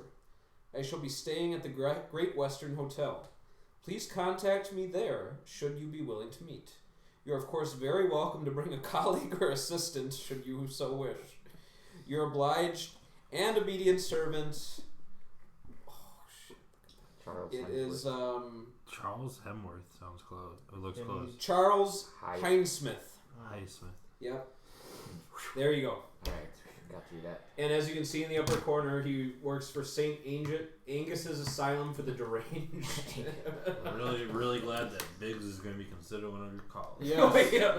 I don't have any colleagues, so I'm just going to bring my two sons. Family circus, man. Take your kids to work day. This is what happens. This is what happened when Big Mama Gaines died at a young age. Yep, Dad just Right, like, child- well, childbirth. son's getting ready to take to the road. She definitely died giving birth to me. you were like that big when you So were that born. officially means when the third son appears, Mert has to be older than He you. has to be older. Okay, But he'll still be little game. all right. Even though I'm the tiniest. Well, you Okay. can roll lower. He could So- roll lower. All right, so you received that mail. You received that on the 19th of October, which was 2 days after you saw the play. So it's been a couple of days. So you will have 9 days until he is in London to meet with you at the hotel. How many days did you say? 9 days. So we can do a time skip straight to there, or if there's anything you want to do prior to then, you're welcome to. Let's think. Get that car repaired. Yep. That'll be $50. Pull it out of my ass crack. Okay, and that means it's like it was never damaged. Totally repaired. They even restored the finish. Excellent. Yep. I wonder if I should. What did you describe? Scrotophobia. Scotophobia. Alright. I gotta hit the gym. Maybe. Yep, for the next 8 days. I can't believe that old man hit me. He I'll tell you, out of game he rolled like a crit on that cane strike, but you don't know that, so you're getting slow. I can't work on my roll. As a psychiatrist, Thomas, you know that scotophobia is the fear of darkness. There's like 8 words for that though. Yeah, but the operative word used in this book is scotophobia. So I like nyctophobia. So I wonder, maybe I'll do if I have everything available to me. If there's anything more to know, maybe I try to kind of research it a little bit ahead of time. of course, that option is always available to you. London has any number of institutions, places where you could go look up some information. I would like to know specifically what you would like to review. All right. I guess like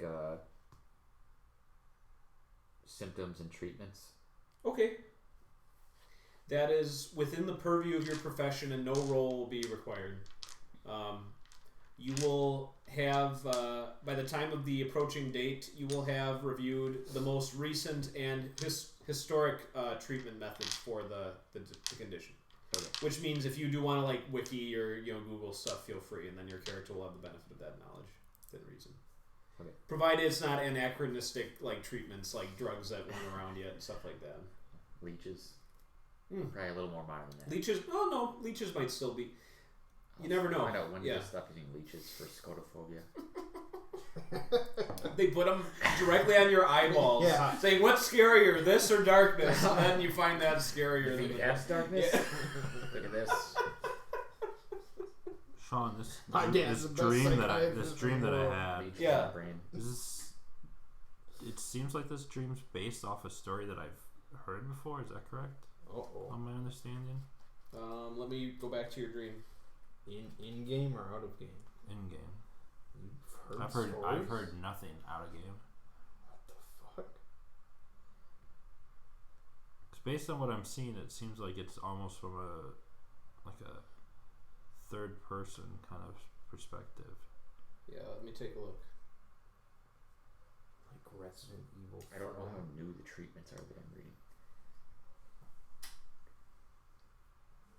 Well, that's part of research. Because you can't be metagaming. Can't be putting on leeches on people's eyes if they haven't done that yet. Just like I feel like Gradual leeches exposure. was probably before the 1920s. He's gonna bring them back. Gotta try this voodoo type medicine. yeah, I'm a witch doctor. I'm psychiatry. My daddy's the best psychiatrist in the world. Dr. Daddy Gaines. I was more of a big mama boy. Yeah. Until I killed her. Yeah, it looks like yeah, you were like an observant in this dream. Yeah. Like yep. Right. So that's just you experience that. So Okay. right now it probably will make almost no sense, and it may never make any sense. But that is the dream that you had. Okay. So, okay. All right. Anything else for the time skip? I know what Big's doing. Do you want to work on some of your poetry during this time? Maybe you should hit the gym. It's like Chappie, where Hugh Jackman says like, "Hey, why don't you come to the gym?" With all like kind of passive aggressive and stuff. Yeah, That's exactly how it would be. if you just came to the gym with me, everything would be good. And then I put him in a headlock at his desk. He won't come to the gym with me. You forced me to the gym a few times, and that's why that's why I have a 12 strength. Yeah. But it's definitely not a passion of mine. Yeah, I'll work on poetry unless Biggs forces me. I got my own shit to worry about. He comes home, crumples up his sheet. What are you working on, nerd? Some gay shit. Push. Breaks my desk in half. And then throws me a 10 and be like, buy a new one. That's right. Buy 3. He's got money and muscles. What a combo. Like Hulk Hogan. Okay. The date arrives. You're feeling a bit stronger. Getting back 800 sanity. Did I recover health? Yes, you're back full HP. Studs, you can roll a d4. Oh, can I now? Yep. It's getting progressively harder to We'll do see that. if, we'll Oh, see if found you're it. capable of. Yeah. I rolled a 1. Okay. You may improve your poetry art by 1 skill point. It would have been higher, but I kept smashing your desk.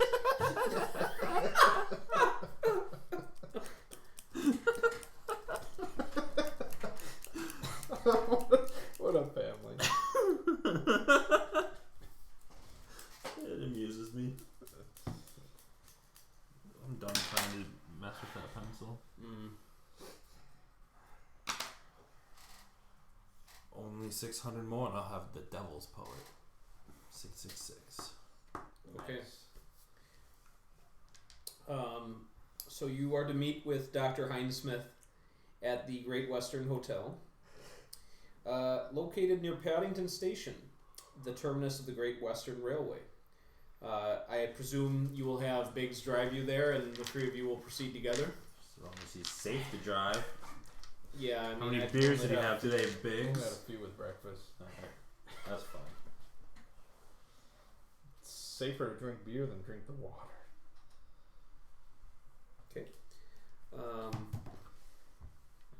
It is reachable by the Metropolitan and Bakerloo Underground lines, though you take your automobile instead. They have valet parking available. Hello, sir. Hello? You may step out and I shall park your car for you. I'll step out as well. You trust this guy? Oh, yes, it's fine. Okay. Alright. As you go inside, the desk manager makes a phone call as it seems that a note was left looking for your arrival, especially Thomas's in particular. Dr. Gage. I think so. Yeah. Mostly. Yeah. Is Big gonna be there? Big. I really like Big. Big's fun. Actually, you're more intelligent than me. Alright. What is your intelligence? I'm more intelligent than you. Actually, you're both smarter than me. We're the best of you. I'm just Okay. more educated. After the desk makes this alert, you see a gentleman approach the 3 of you. Perhaps in his mid-50s. Gentleman with brown hair and a trim beard and rather bushy eyebrows. He's dressed the part of a country gentleman in tweeds and brogues. Smokes a pipe, even at present. He gives you a courteous nod and introduces himself as a Dr. Charles Hindsmith. I think it's just bros. Yeah, I thank think you. it's a type of shoe. Well, That's 14 intelligence. yes. Good afternoon. Than you. Yes, greetings. Dr. Gaines. Yes. Yes. Pleasure to make your acquaintance. He offers you a handshake. Likewise. I see you are accompanied by your associates. Ah, yes. These are my sons. Ah, Young Bigelow. it is an honor. Male gigolo. The name's Of Morgan. course, Morgan. All right. Well, we have some things to discuss. I have some seats for us in the hotel lounge. Excellent. And upon entering the lounge, you see it is empty enough to offer you all some privacy. He orders the tea for you all and makes sure that it gets comfortable. While you're waiting for the tea, Yeah, because you're 14 My intelligence. 14 intelligence. It's got glasses. okay, nice, very striking. Makes him even more attractive, I think. That's right. Okay. While you're waiting for the tea, he makes some comments about the frightfully cold weather that we've been having. Few political mentions about recent events, and then says, "Ah, yes, the tea." Once all the cups of tea are in front of you, he says, "Now let me start by saying, in this matter, I be relying on your expertise, good doctor, and entrust you to use any methods, any expertise that you see fit in assisting my little situation here. I see you received my letter. I trust by you agreeing to meet with me, you are willing to take on in helping me. Yes, I would like to give it a try. All right. Well, in that case, I will tell you a bit more about the situation. My patient's name is Mr. Alexander Roby. And Roby is R-O-B-Y. For your information.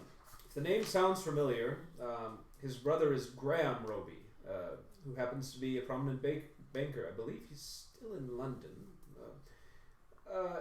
At any rate, I mentioned Graham because it was at his direction, along with the family doctor, Dr. Lionel Trollope, that recommended that Mr. Alexander Roby be committed to my asylum at St. Agnes.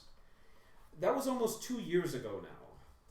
Now, along with myself, we are the signatories of the order of petition that mandates his 2-year stay at the asylum. This was in the wake of the murders that I mentioned in my letter, which was the direct cause of Mr. Alexander's interment. The victims of the case were Mr. Alexander's father, Herbert, as well as his sister, Georgina, at their family home in London. Now, as I mentioned in my letter, Alexander suffers from night terrors, but I am encouraged by some visible progress he seems to be making. At this time, I don't see any evidence of an untreatable or incurable insanity in Alexander, as when he does have these attacks of mania, they can be controlled by strong sleeping draughts, which I prepare, sedatives for him to be calm. Now it rests with myself, as well as the process of the hearing, to determine whether we will keep Alexander committed at the asylum or if he is released. But as I mentioned to you in my letter, chief concern of mine is still the stance of Mr. Roby's family. All communication I've received with the family doctor continues to urge me to keep the patient interred at St. Agnes's, and I have suspicions that the family themselves are pressuring the good doctor. Mr. Graham, his brother, is pressuring the good doctor to lend this opinion. As for myself, I don't have much contact with Dr. Trollope or Mr. Graham at this point, and so it would be helpful to know why they continue to oppose his release. Should we beat him up? So what is? I should know, but like out of character or in character. Yes. What is the doctor's relationship to Alexander? Or the guy I'm talking to right now? So Dr. Highsmith, he runs the asylum. Oh, he runs his Yes. But he doesn't. He is not the prescribed doctor for the patient. Okay. Now, Dr. Highsmith is himself a doctor, as his title suggests, but he was not responsible for making the initial recommendation, the psychiatric evaluation. That was Dr. Trollope, who was the family doctor, who made that. And since he was by law bound to have the patient there for at least 2 years, Dr. Trollope gets to have some clout in the petition hearing when the 2 years has elapsed, and so this is a source of frustration for the asylum owner because he doesn't understand why he has this stance. So that's one thing that's been troubling him. But at the very least, I hope that upon my return to Herefordshire and the asylum, that you would join me in interviewing our patient himself, Mr. Alexander.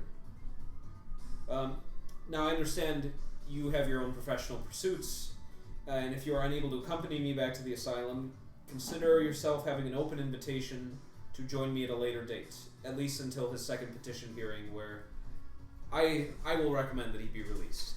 Okay. So their family doctor is saying that he shouldn't be released, but Yes. he thinks that he should. He doesn't understand why the family doctor insists this, because based on his observations, he doesn't think that Mr. Alexander is permanent asylum material. Okay. Like, so is he like does he know him? Like, has he had interaction with him? Like, does he know like Minimal. Okay. Just upon his commitment, he had some communication with him, but he's not receptive to further communication from him lately. Alright, yes, well, it would be unusual for a case of scotophobia to persist severely for so long, but Yes, and scotophobia certainly, as I mentioned, and there's a few other potential things going on. I've coined my own little term, and you see he's quite proud of this. He kind of ruffles his jacket a little bit. What I might describe as sympathetic mania, that Mr. Roby's condition seems to come and go with seasonal swings based on autumn, winter, a clear sky, things of this nature. Very, very peculiar. You can see why I would like to consult further experts in my dealing with this patient. yes. Well, I'm curious to meet him. Well, as I said, tomorrow I will be taking a train to Herefordshire, and you are welcome to come along with me for the interview. But again, if you have other appointments, you may do so at a later time. But I will remind you that within several weeks he will be due for his petition hearing to be discharged, perhaps. I may accompany you immediately. My schedule is clear.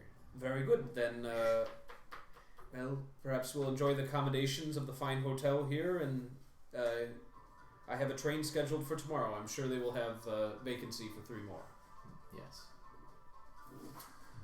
Right, well, do you have any questions for me? I've given you an overview of the situation, but I do have a few other details if you care for them. Sure.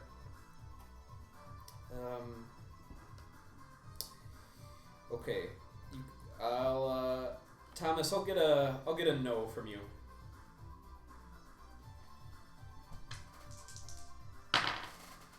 It's good. Success? Yep. It seems Dr. Highsmith could offer you more information in the following areas: on the specifics of the murder case, on the Roby family, on the nature of the illness, or on the occurrence of the phobias. Those are all good. There was a murder?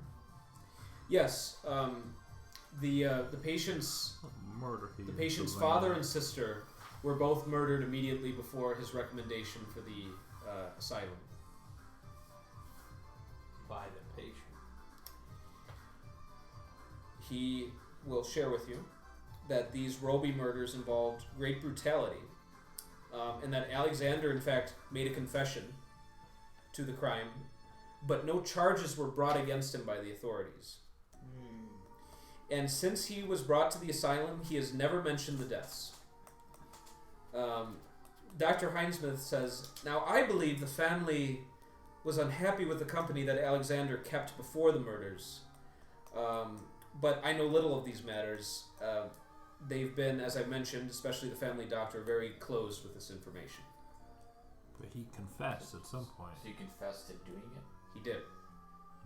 The authorities clearly did not find this compatible with the facts of the case. But I do not have the full details of the criminal investigation.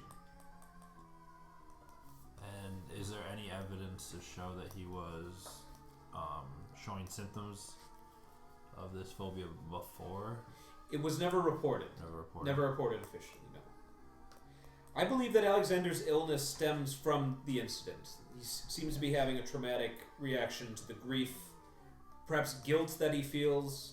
Was there anything... What was the date of the murder? He says he doesn't know for sure. He knows it was about 2 years ago. There might be some newspaper articles on the murders themselves that would give me more information. I wonder if it aligns with if the weather changes or whatever that have currently been triggering his episodes. Oh, yes. Well, when he does have episodes at St. Agnes, they seem to manifest in the middle of the night. He'll be sleeping and then he'll be interrupted by a period of panic, almost like an intense night terror, you could say. We have observed his pulse and breathing become very rapid, his pupils become dilated, hair stands on edge, and Mr. Roby is confused and very hard to calm down once in this state. This would be, again, the dictionary definition of scotophobia, or night terrors. At this, I administer some medication to stop these periods, and thus far have been mostly successful in this endeavor.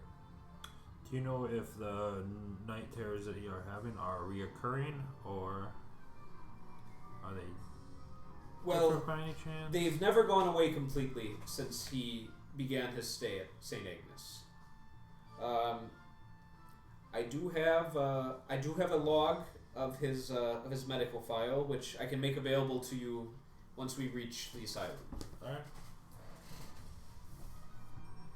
Does he ever have lapses in memory, or does he always remember the episodes? Mr. Roby is very difficult to get much from, as far as what he describes of his... We can observe that he's clearly in distress, but he's very difficult to speak with. You say there's a connection with the doctor and the family?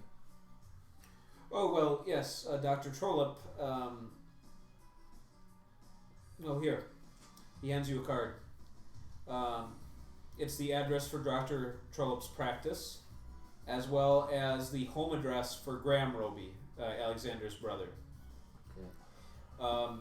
Should you wish to speak with them further, I can forward letters of recommendation and introduction on your behalf. But yes, Dr. Trollope remains fixated on the idea that Alexander is not fit to be released back into the public. Yes. Well, I would like to speak with him, I think, for sure. But first, Mr. Roby. Very good.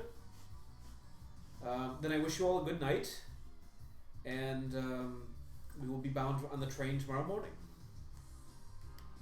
Very good. Okay.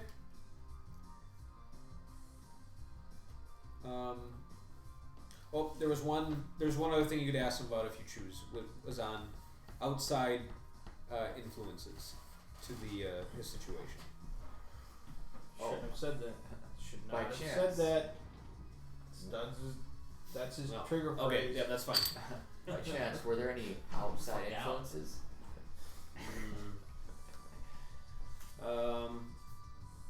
It seems, since this is the final topic broached, and that is growing later, Dr. Highsmith is kind of scratching at his beard, and he says, next round's on you, perhaps? Oh, yes. Okay, you're willing to cover the next... okay. You got them all liquored up. See what he's really knows. Yeah. Okay, times 2? 100. 100? Okay, you're at max? Okay. You procure the drinks, and you see that Dr. Highsmith allows himself to relax. Perhaps a little bit more than he usually does at a first introduction, especially involving professional matters. He says, there's never been anything major, but no, there was this one funny incident. He takes another sip of his drink. There were 2 occasions. I don't think it was more. Yeah, it was just twice. There was a nurse attending to Alexander. He wasn't on shift for that part of the main building. He shouldn't have been over there. I think once we actually, yes, he was reprimanded on file for the incident. And we keep finding pencils on Mr. Roby's person. And of course, these are forbidden objects for a patient in his condition. He could harm himself with such things.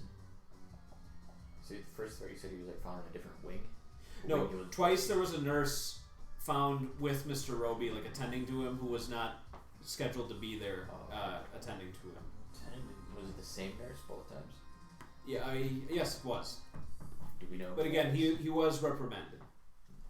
So it's a he. It was a male male nurse. Male nurse. In the 1920s? We are proud to say that every member of our staff is a man. Disgusting. Very progressive. I don't know if it was progressive or silent. Regressive. Yeah. Alright. As it should be. Do we have his name? I want to talk to Yeah. this guy. This Merce giving Oh, our patient Evans. pencils.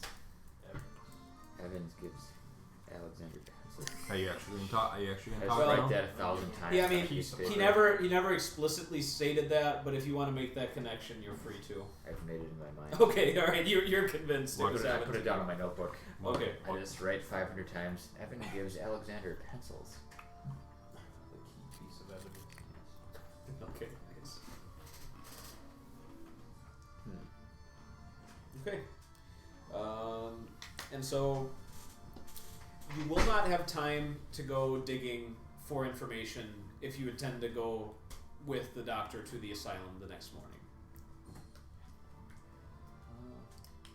What would I need to dig for? I mean, it seems like you're prepared to accept his invitation to come to the Yeah. asylum. So. I'm a man of leisure. Was that dream I had just a one-time? Oh no, you've had one other dream since then. I'll give it to you. Cool. Yep. Shouldn't have said that. Dream House's trigger word. one other dream? He's fucking out. I have a lot of shitty trigger words. Yeah, that's life. That's what happens when you're playing some RPGs with biggie games. I have no trigger words. I am triggered. Except for you look like a punk ass bitch. Wow. That would trigger you. Somebody would get triggered real fast by my guns. Metaphorical guns, of course. Yeah.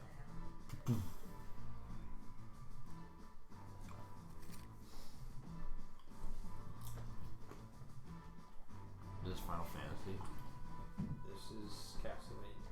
There you go. Nailed it on first try.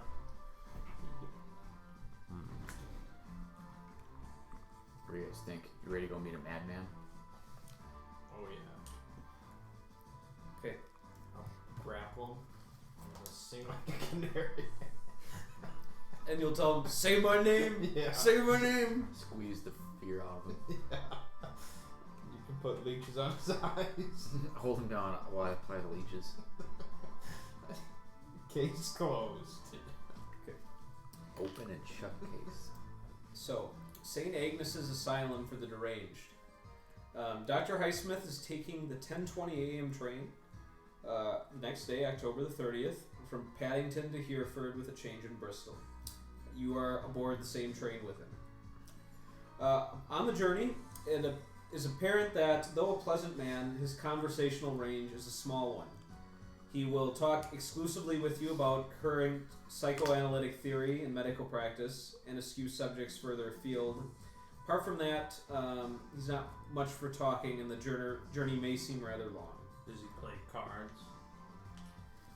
No, I'm afraid I have no interest in such things. Then I got no interest. All right, no, that's fine. Train is local, and finally pulls into Hereford Station in the late afternoon. So, probably about 6 hours or so on the train since you got on. What the heck? That doesn't make any sense.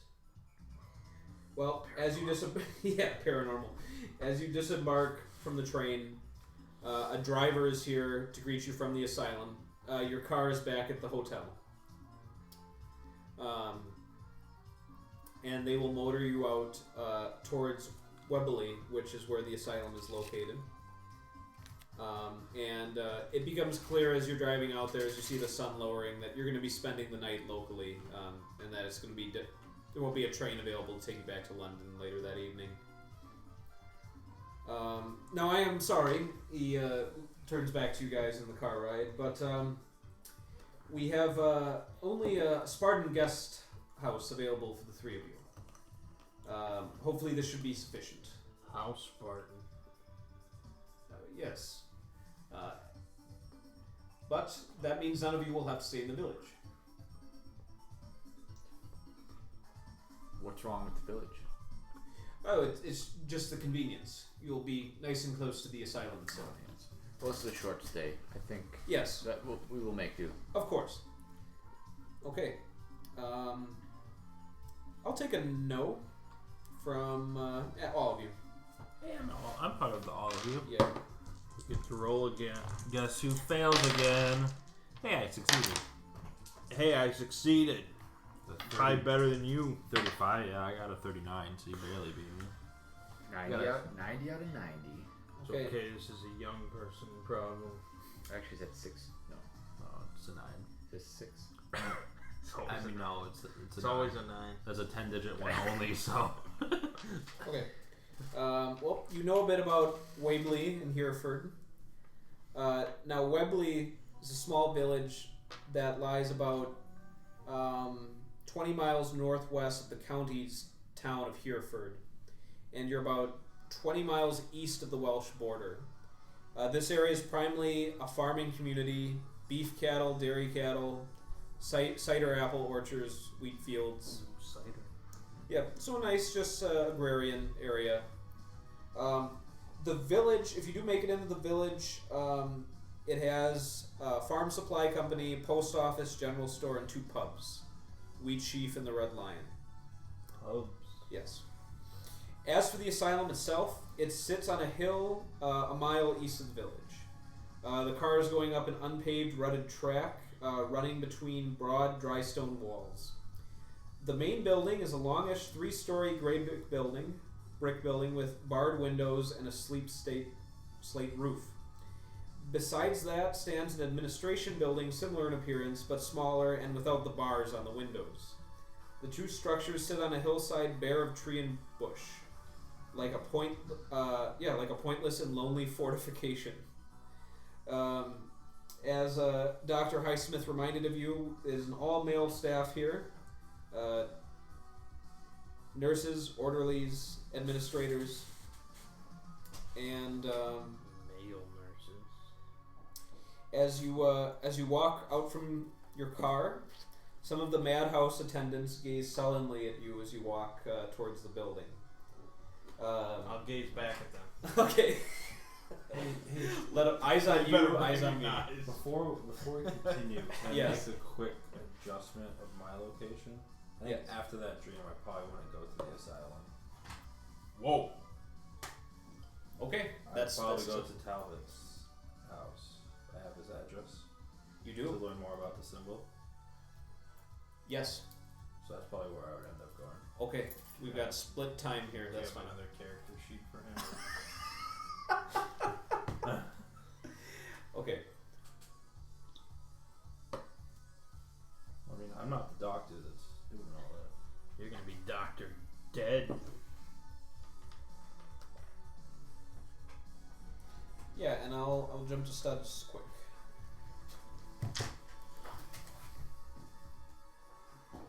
You yes, you've had his address. Mm-hmm.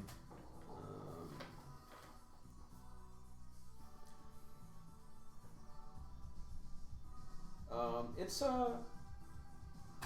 yes.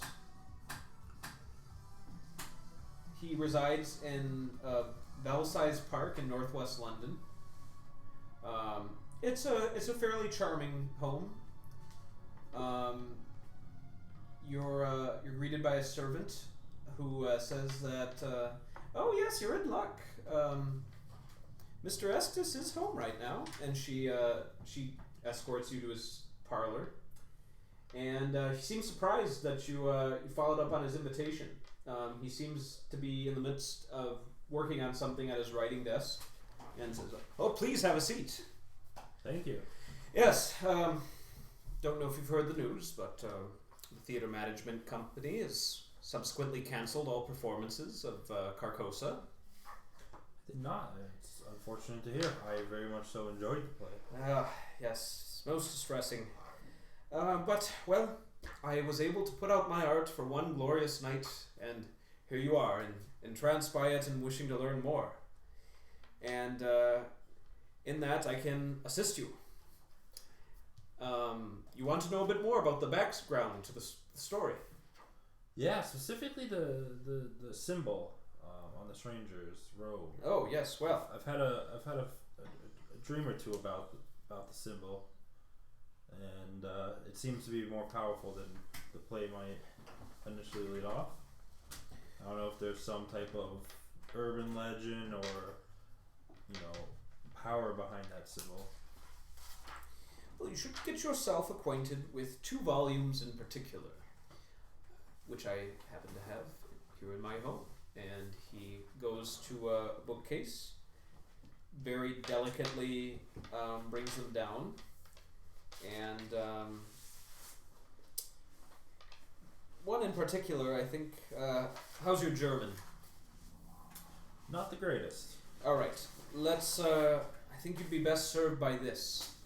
And he carefully places a book down on the desk in front of you. What's it called? You see the sign. On the cover, embossed into the cloth, is a giant yellow sign. It is the translation of the French. It is known as the King in Yellow, of course. And he speaks a bit about the original. Perhaps in the 1800s, he mentions a Mr. Thomas de Castillon. Yeah, he says this should give you a stimulating study. I will not permit you to leave London with it, but you've left a good impression on me, and I would allow a loan period of 1 week if I could have your address as well. Absolutely. I'll hand it over. Okay. He has his servant confirm your address, and upon doing so, wishes you well in your exploration of the stimulating writings. Right, I appreciate it, and hopefully your next play is even bigger and better than the last. Yeah. He mentioned some of his other works with you. He's had some success as a novelist up to this point, but yes, he says, we will be returning to Carcosa in the near future. That much is certain. Okay, so you may add the King in Yellow to your inventory. The actual keenness of Yep. Yeah, don't let Biggs know about that. You got booked. Yeah. How can you? Maybe you'll like it though. It's got the nice sign right on the I do cover. like that. Yeah. Okay. So apparently now, this has nothing to do with this. Okay, that's fine. If you volunteer to work for True Dungeon at Gen Con, Yeah. you get a free spot in a hotel across the street from the convention center. You get a free 4-day badge, up to $250 in meal stipends, and swag. You know how many fucking Long Islands that $250 can buy me?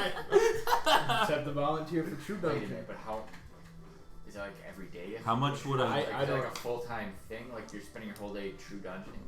Or is What it would like I- one That's session? that's the danger. Is Yeah. like Probably at least. working I feel like for probably one day is just. It's either a short amount of time, and you know every it's day, and you or know it's probably not going one to be day. Sunday. Yeah, no, True. It's going to be one of the prime Yeah, prime days. One of the prime it's days. not worth it. No, it's I mean, having that spot is pretty good in Yeah. the hotel, but I mean, it depends. Like, if you'd really like to be able to save some money and have, like, I mean, You're not that big on getting into the, Like, the exhibit if hall. Well, right. If you just want to have one good and you day love of True it. Dungeon, Yeah, and, yeah. yeah. that's interesting. All right, Okay. we'll see you there, studs. Is there any type of deal for somebody that sits out in the hallway and yells, 2 more for werewolf? No, they have plenty of volunteers. We're for looking that. for a werewolf. They don't need to incentivize that. All right. Back at the asylum, Dr. Hinesmith brings you to his office before going to Roby's cell. He says, "I believe you wanted some more information on the medical charts for Mr. Roby." yeah. Okay. Yeah. Give you a bit more on him then.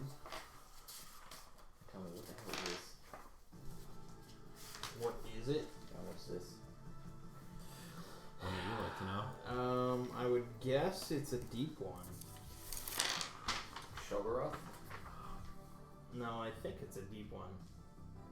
Wouldn't you say, Ziggy? What's that? This thing. Yep. Yeah. That's like a fully transformed full one, yeah. Which I actually kind of find a little lame looking compared to like when they're like semi-humanoid, but Well, you know, It looks like a slightly taller Murloc. Looks like a shrimp. With a leg. Okay. My description was far more accurate. What'd you call it? A slightly taller Murloc. All right, Thomas. Here's a little bit more information on his medical records. I'll just send it to the group chat. I'm There's- not gonna look at it. No, that's fine. They're sideways too, so you'll have to bend your neck. I'm not there, so No, Like, is there this is scratch paper right here. Like too many notes for like. that's why we need Mert here. this Yeah. notes. It's the note bitch. This is what note paper. Notes, games. He's probably listening. Mert, write this shit down. There you go. He's working. Don't you understand? so that gives you the dates of his medical treatments. Mert has no job. His job is His RPG job on is Mondays. to write notes. That's what my mom was like. She's like, why don't you just ask Mert how much money he's making on Monday nights and just pay it? It's like, I'm not gonna pay people to hang out with that me. opens the door because not then the once we person find I out wanna Mert's be. raking in the money, Yeah, it's like it's not the Maybe person I wanna be. maybe if this channel was like your main channel, that'd be a little bit different. And it depended on his presence. Did that name the drug that he gave him, or no? Because then I can. The drug find it. name is Mert. Let's see. I don't think so. No. Gonna eat the Packers. Someone ate that gray one, didn't they? Someone ate a gray Sour Patch? Yeah, it's gone. That's a killer. There's no Who gray. did that? I mean, I've been eating it, but there's no gray one. Have you been eating it? Okay. I ate a few. I think I would have Did noticed. you look but- at them? Yeah, I always. Right. Takes The some drug. good The color. drug administered It is was brown Laudana. or gray. It was something bad. Yep. So he gives him He gives him a half fluid ounce of Laudana. This one looked During- laudanum. No. Yeah, But in the laudanum. light, it became blue. That's some. It's a very It's some heavy. heavy shit. It's a very heavy Yeah. dose. Sorry, I Yeah. was thinking about Sour Patch Kids. What was the He note? gave him a gray Sour Patch. He gives him a He gray sour went patch insane. during. Oh, Yeah. the boy gave him the medicine. He gave him crystal meth. Laudanum. Laudanum. Laudanum. DANUM. Yeah. Yep. Laudanum. Okay. Is that the sleeping potion? It's like a lot like that. Just Like this? if you just have enough of it, you'll just be blackout, passed out for quite a while. It's like a full bottle of Jack Daniels. Yeah. Just like Four Loco. Oh God. For No, you don't pass out. It just Well, kills maybe you. now you do. It just kills you. That's what it does. All right. Before it became illegal with have caffeine in it, you never passed out. Now, That shit. um, You were up drinking for 5 days straight. Incredible. now I will miss not the be. glory days. I will not be president. I will not be president of the United States for many years. But no. Okay. Let's start over. I will not be present for the interview itself. I will allow you to have full exercise of your own methods, and thus will not infringe. However, I will have an orderly with you, Mr. Price, just to make sure that Alexander behaves himself while you are conducting the interview. And my secretary will also be present to make a transcript of your interview as well. This will be very important for our records. Yes. May I bring my own? Oh, yeah, of course, of course. Now, there's a few points of procedure we need to honor here. No hats or pins, please, brought in with you. Alright. Sharp objects in general, I must discourage. Or make sure that they're very well secured on your person, so that he may not get at them. Bigelow is quite fond of his hat. Is there any way to make an exception? Is he making a I would character just choice ask- for you? I don't know. No, forget about it. I was gonna say he's just making this character choice. Also, please do not give Mr. Roby any news of the outside world. Where does he think he is? The inside world. I believe he is aware of the fact that he is being detained, but these tend to trigger great episodes in him. Do you mean just like modern day events or anything at all? Recent events, yes. Alright. I warn you that Alexander may say very little to you in response, and what he does say may sound completely irrelevant as to what your questions are. But again, I wish you good luck, and hope that you have success. Alright. Thank you. All right. At this, Nurse Price, your orderly, who will accompany you, a large, silent man. How large? How So, silent. What's your size? 18. He's a little bit smaller than you. That's right. Everyone is. The question of any time Yeah. Ziggy mentions Large Yeah. Shogoth. how large. How large? Yeah, nice. How? Okay. Size 18 large? Double my fucking. Actually, pretty crazy. That's why I'm smashing your desk. Nerd. Okay. Now, Mr. Price arrives, or Nurse Price arrives, and then Mr. Reeves, who's the secretary who will be transcribing. Now, I will walk you out across the courtyard to the main building, and the three of them plus the two of you start making your way across the courtyard. While the sky is clear, it is rapidly getting dark. It's getting on in the day. Once you guys get inside the main building, one of the nurses just kind of stops whatever he was doing and kind of stares at you. Stare right back. Okay. Dr. Heidensmith, what if, with the... Not now, Evans. Dr. Heidensmith dismisses him. Evans, huh? Hold on. This is Would a psychology check detect anything is he trying to hide something in that moment? I mean, he was just hailing Heidensmith, so there I was think not he's a... talking about Heinzman. Oh, Like, he's Heidensmith. like, oh, not now. Like, Oh, well, you may attempt one. Dad, this is Evans. who's Evans? He's the guy giving pencils. Oh, yeah. I'll put him in a headlock. Not You now. psychoanalyze him. You psycho power him, yeah. Is a Bison. success. Use your magic powers, Dad. Okay. Break his mind, and I'll break his back. Like, is he not being entirely honest? Okay. You're Perhaps? the ultimate babe. Or is he going something In bad? this moment, Dr. Heinsmith only seems annoyed by the interruption that you are not proceeding as quickly as you can to the interview. So Alright. he legitimately just seems to be dismissing his subordinate because this is not a good time for whatever the question was. Okay. Okay.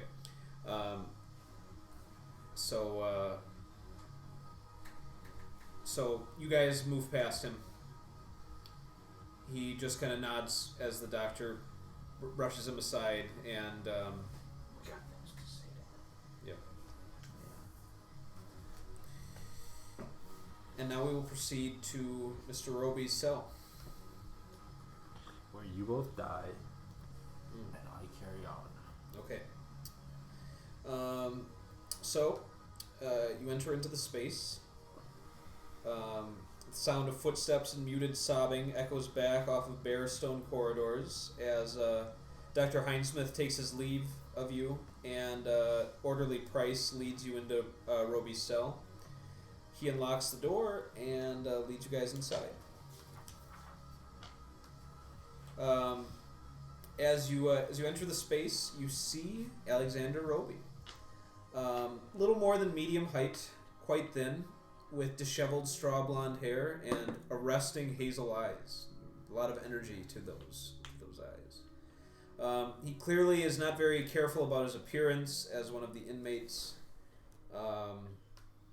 And as he sees you enter the room, he says, "Delia?" Is that your first name, Dad? I said, He's dressed in a white canvas tunic with trousers. Talk to Daddy. The room is tiny, dim, and chilly. Delia Gaines? There's a bed, table, 2 chairs, and no possessions, except for a stack of a dozen or so books on the table. And a barred window admits a view of the darkening sky. Delia. No, my name is Dr. Gaines. You see the Secretary Reeves open his pad, and he starts jotting down. No, who is this Delia? Are you expecting someone? You see him just like looking at you.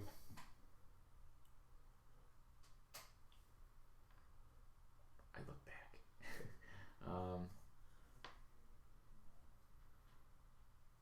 Were you expecting me?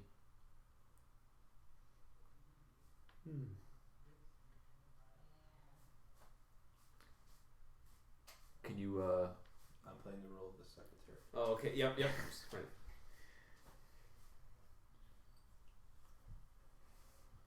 do you know where you are right now? Being locked in this room is inconvenient. Means I cannot go finish my work. So I cannot go where I would like to go. And what do you do for work? Well, few writers have the ability to write honestly, and he looks over at his books. Truths are used for entertainment only, and that is a strange concept. Barely grazes what is important.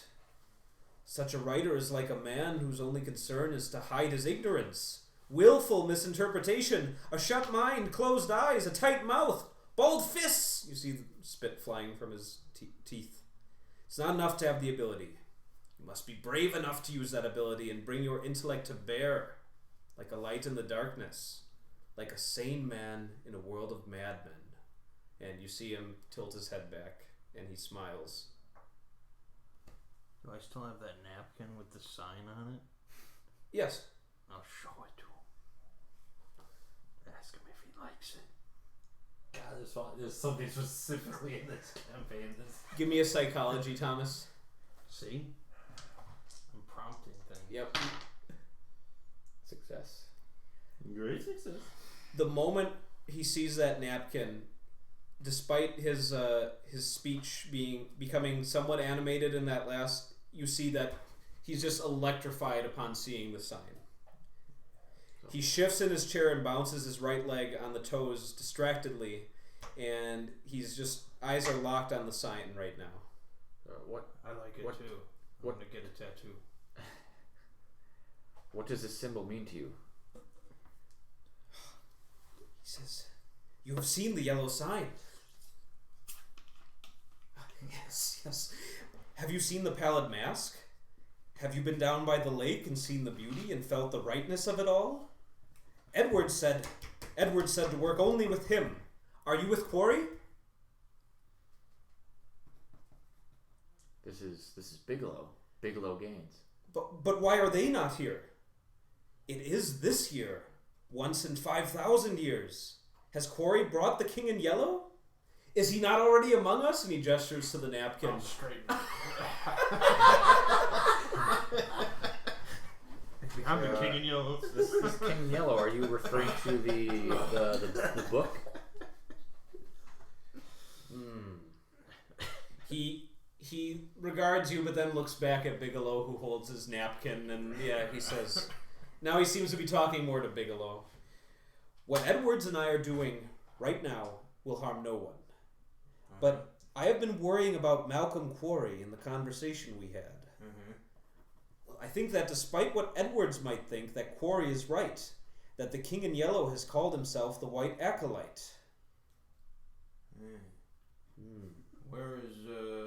Where's Quarry staying these days? Well, I don't think he will stay away. Right. So here's a kindness. I would like you to pass on to him for when he sees that the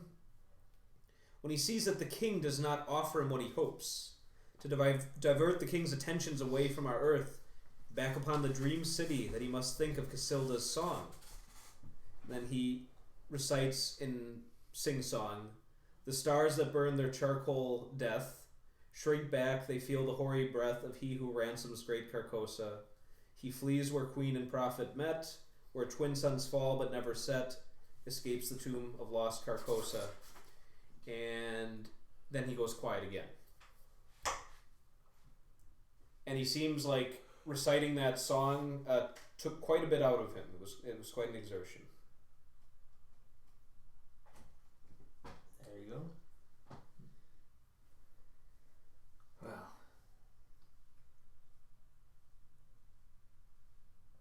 Do you think I'm the king in yellow? he certainly does. That should be my bodybuilding name now. I'll wear I will allow another leotard with I will that allow symbol. a psychology roll, Thomas.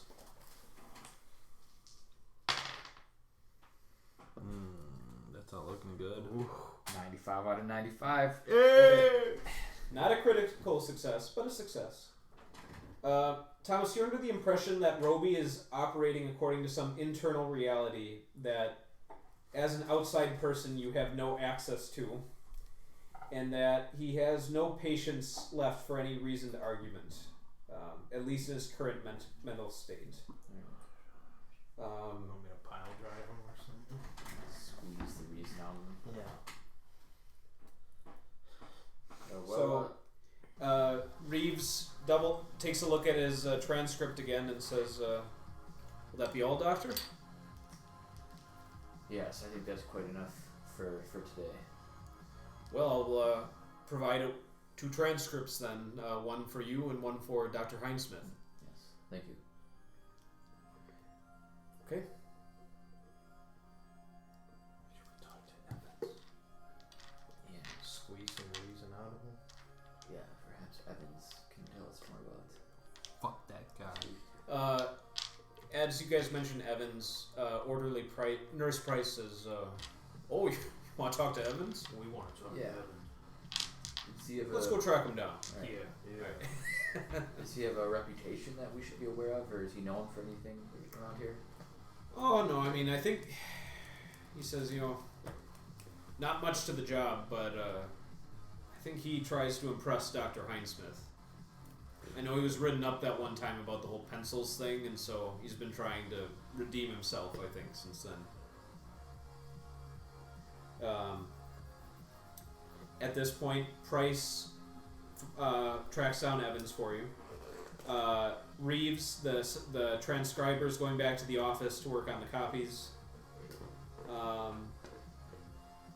At which point, you encounter Nurse Mark Evans. I can give you a description.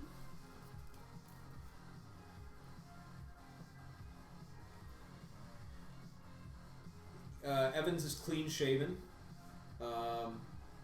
Has a smile on his lips. He seems to be a pleasant enough man.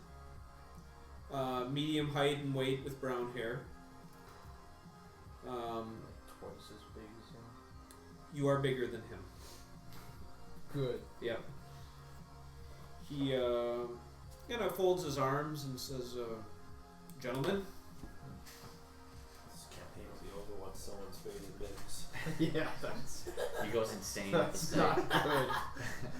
Loses all his sanity points immediately. Well, I'm here investigating, or I'm here. What am I here for? We're here to kick Psychoanalysis. Yeah, hold it down. You're psychoanalyzing. I'm here to look into the case of Alexander Roby, and Oh, yes. no, The pencil. no, I'm not here to accuse you of anything, but I heard that you. You heard about the pencils thing? Yes. He's definitely uncomfortable at that. and you see him lower his head a bit and says, "Alright." He goes a little bit further down the hallway. I'll follow. Okay, no, he wants you guys to follow with him. Oh. Yeah. Alright. He leans up against the wall and says, "Okay, yeah, look, his brother, Graham, I heard he's a banker. Mm-hmm. Well-to-do chap, and so I was thinking, maybe I'd take care of Alexander a little bit better, bring him his pencils. He likes to make drawings. I thought maybe, they'd take notice of that, maybe reward a little extra work." Did he ever draw this? I knew that was fucking happening. That's just your badge. I'm sitting there waiting for This is that. my badge. Waiting for that. You see him like flinch at that, like, oh, no. Why does this bother you? I can't rightly say. I just don't. It just wasn't what I was expecting. That's right, big. It's Yeah, right, big. but I mean, anyway, Mr. Roby, he seems like a nice man, and it was just the pencil, and that was all that it was. So, We just, but, I mean, listen. succeed in giving it to him. oh yeah, but obviously that's not the case anymore. But listen, you ask Price, you ask any one of these other guys, and doing small favors around here by the nurses, we all do it. But we form little bonds with some of the inmates. The nicer ones, not the ones who try to bite you, that sort of thing. Well, I'm just gonna let's analyze just this talk. What's that? I guess I should, see, do I sense that he's Could be being lying through completely his honest, or buck teeth. He says, I don't want to lose my job over this, so that's why I stopped with the pencils, and now I don't bring any more stuff like that in. can I detect if You want to do a if psychology? I believe him? Go ahead. Yeah, Psychoanalyze the fuck out of him. 74 out of 95.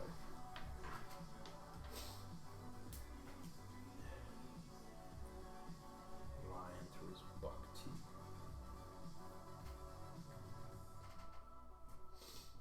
He's lying. When the DM's looking at the book for that long. It's like the chapter for Michael Evans. He's got a lot to say. That's right. Well, There's a whole nother campaign, you guys. We're supposed to get to this. We gotta part, yeah. squeeze the answers out. yeah, he says, or you get the impression that he might be holding some stuff back. It might just be kind of, he's uncomfortable talking with non-staff about this sort of thing, and that he's just shared as much as he's willing to share with you. But yeah, he's definitely hasn't given everything about all of his interactions with Roby. I was say. So you said he's one of the nice ones. Oh yeah, I mean, I've never been attacked by him or anything like that. But were you actually ever able to have conversations with him? He seemed rather despondent. Oh no.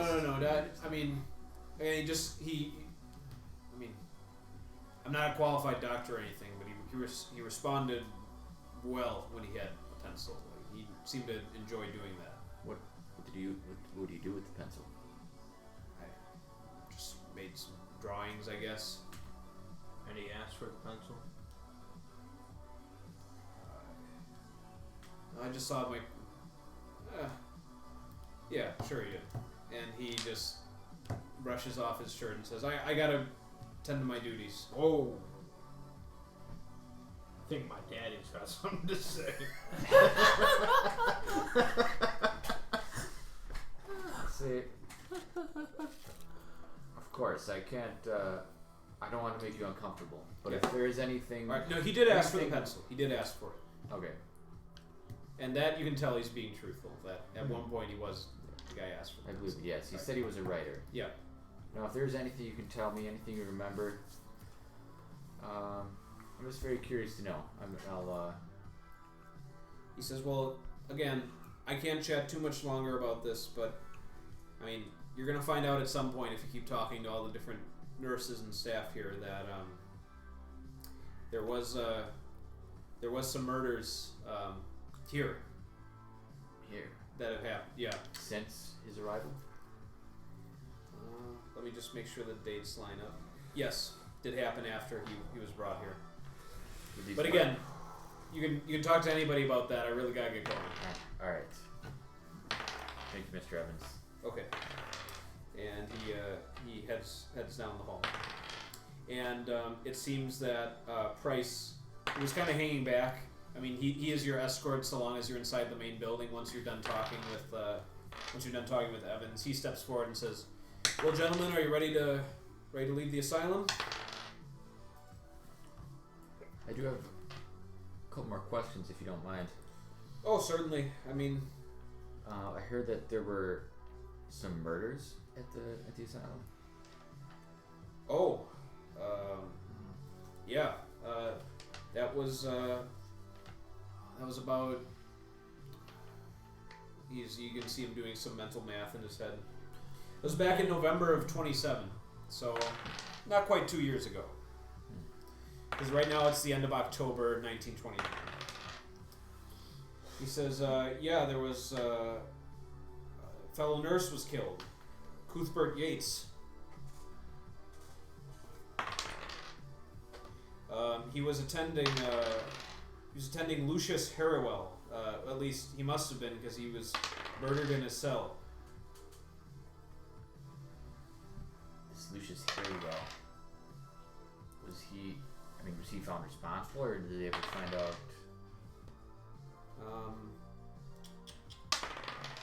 We believe. I mean, I wasn't part of the investigation. I mean, you'd have to talk to Hereford Police for that. But yes, I believe he was found responsible, and his interment will certainly be more permanent than Mr. Roby's, perhaps. In fact, he's still here at the asylum. He is. Yes. Now, is he like an extra? They have him in like a refrigerator or something? No, sir. Just regular cell. Is that standard policy? He says, "Well, I mean, he's straitjacketed." Oh. Wait, now were there multiple, or was that the only one? Well, it was just Mr. Yates who was murdered. Okay. Interesting. You want to talk to him? You see Price kind of like he's interested to see like a professional here. Yes. He says, "I'm sure Dr. Hinesmith won't mind." All right. Okay. Someone's about to see the symbol. Yeah, Biggs is ready. Bust out of those. Yeah. You're gonna have to hold them down. Okay. As it happens, you find that Lucius Harrowell's cell is adjacent to Roby's. Again, although Harrowell is straitjacketed, Price accompanies you inside the cell. I'm just gonna take a picture of his little picture in here. So you guys can- A straight jacket in there. Yeah.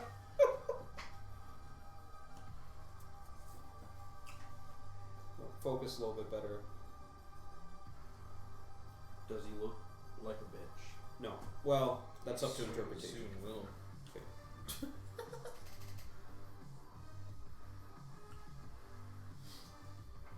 And here he comes. Oh man. What the fuck? He looks like a penis. Oh. You see him like, oh, he gets really excited when you guys come in. Oh, I bet he does. Wriggling head.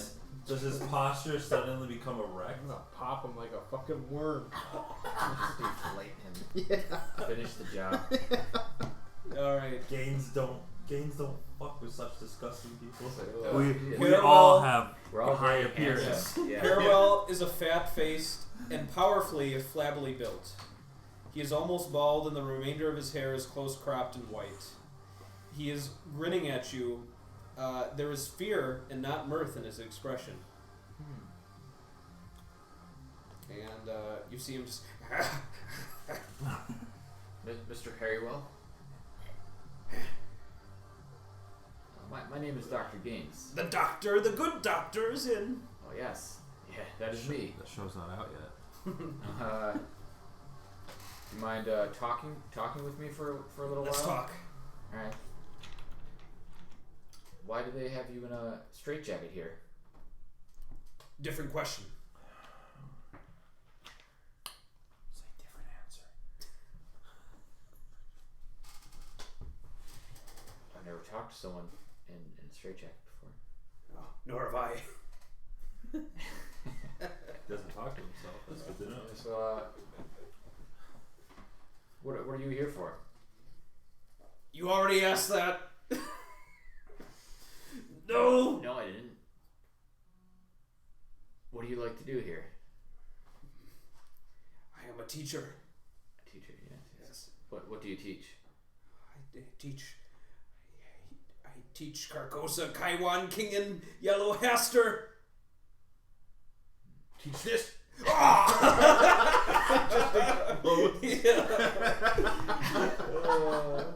Evaporates. I teach Roby. Roby. Oh yes, you taught Mr. Roby. Did you teach him everything he knows? Oh, and more. Oh yes. Did he teach you anything? He's taught me. Yes. And he doesn't say anything after that. I mean, not permanently, but his line of thought just evaporates. He died. Yes. Did Mr. Roby ever ask you to do anything? To go to Carcosa. Yeah. Does that symbol mean anything to you? Ah, get it away. Keep it away. No, What? move it. What? Just for reference. Just in for- case you wanted to see it again. I'll be direct. Sean's running like a tally. Every time you looked at it at the end of the session, roll sanity. Roll sanity times 20. Do you know a Mr. Yates who used to work here? I saw him die. Saw him die. What happened to him? He was killed. How did he die? I mean, The devil. that's what he said. Should ask him about those other two guys. Which ones? The one the crazy guy mentioned. Do you know a Mr. Quarry? Oh, I know Quarry. Yes. And Edwards? I know Edwards. Where are they?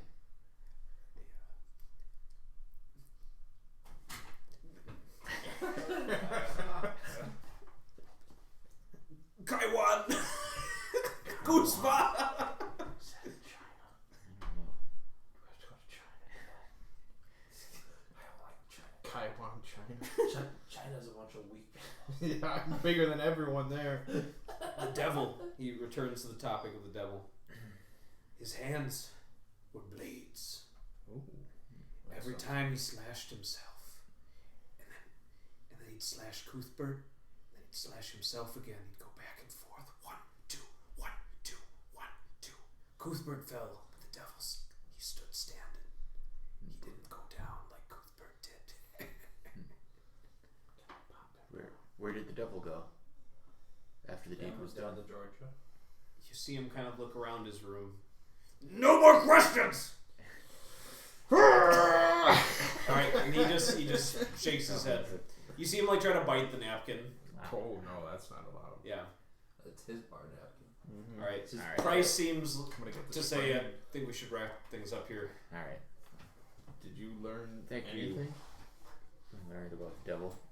Yeah. We went down to Georgia. And we learned about, what do you say? He said Kaiwan. He said Haster was another name that came up. Taiwan, China. That was in the play. I'll have to look up Taiwan. I do want to. Well, I don't know. I'm curious. Like, if he's the devil, like, did he stab himself during the murder or not? You know. He knew Edwards and Quarry. Yeah. So it just keeps coming up. It just kind of keeps reiterating I have to look in the phone books. same old stuff. And we gotta look into this King and Yellow. One keeps bringing that up. No, I'm the king. That book. We should check out that book. You don't know about the book. I'm just going to point that out now. I know. I don't know that you have it, but I do know about the book.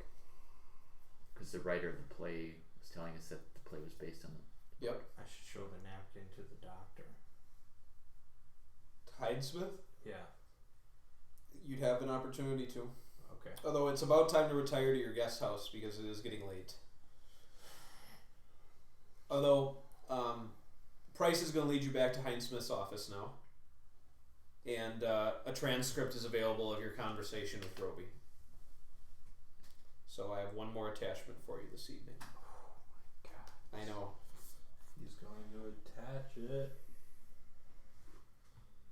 It's gonna be so good. It's going to be a dick pic. I Unsolicited. mean, it wouldn't be that different than the last thing he said. This guy is a human dick pic. There you go. Oh my god. For expediency, all of your questions were not included, but you have all of Roby's responses.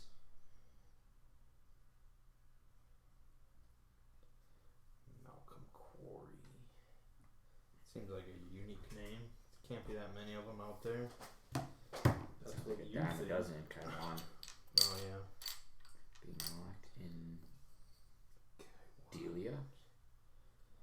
Thrawn? Yeah, that was who he addressed you as the moment you entered the room. Okay. Well, Oh yeah, this is a transcript. I was gonna say it's the same thing he said to me. Yeah. Exactly. He didn't record my thoughts. That's how transcripts That's what he work. just said.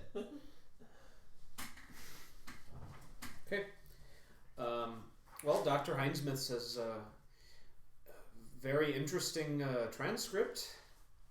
That's certainly more than any recent attempts have triggered in his bright imagination.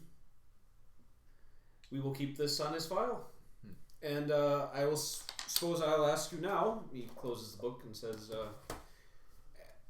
certainly there is more time before his hearing this December, but as of right now, what do you think about his condition? There seems to certainly be more going on than just night terrors or scotophobia. Oh, you do believe so? Yes. Well, he seems disconnected from reality. Yes, I mean, well, it's difficult to determine how much he derives from the books that are brought to him, but yes, I mean, he certainly... Well, I still think discharged to a relative's home or perhaps convalescent home, in time he will recover. I mean, you got him speaking on many topics today. Certainly, we will continue to be monitored, and we will remain in contact. I hope. Yes. Well, keep me updated with anything you find. I'm now very curious about this case. Yes. Well, you've done me a service, but of course, he is now quite dark, and the guest house is available for you and your son. You ever seen this? Gosh, your napkin. You're about that drawing. Oh, no, I have not. What is that, pray tell? Why don't you like it? Oh, it's not that I dislike it. It just Seem like you don't like it. he says, you see him just like it's Look at quite it. nice. Look at it. Why are you showing every single person this? I find it really odd that people don't like it. It is odd. Maybe he's the devil. You love it. I mean, I'm the king in yellow. That's my new stage name. All right. Is that all you have for Heinz-Smith now? Is the arrangement like we're just going? I think I saw something leaving the next day. Are we coming back for anything or anything like that? Will this be the last time I expect to see him? Well, no. I mean, if you wish to return for the hearing, you'd be invited to. Okay, maybe I should take this opportunity to just ask about. I want to ask about. So I heard a little bit about this deal with the Yates murder, Terrible. Cuthbert Yates. Yes. and they believe Harrywell was responsible. Yes. Yates was found dead in his cell. Was he stabbed to death? Correct. Now, was Harrywell also injured in the attack? There were no injuries from what I recall, but here my memory cannot serve me fully well. You'd be best to consult with the Hereford police before returning to London. Okay. All right. Well, that was all. Just curious. Certainly. We should get all those police records. So you can show all the police. Oh yeah, they're gonna get a good look. Put it up on a projector. Because 1928.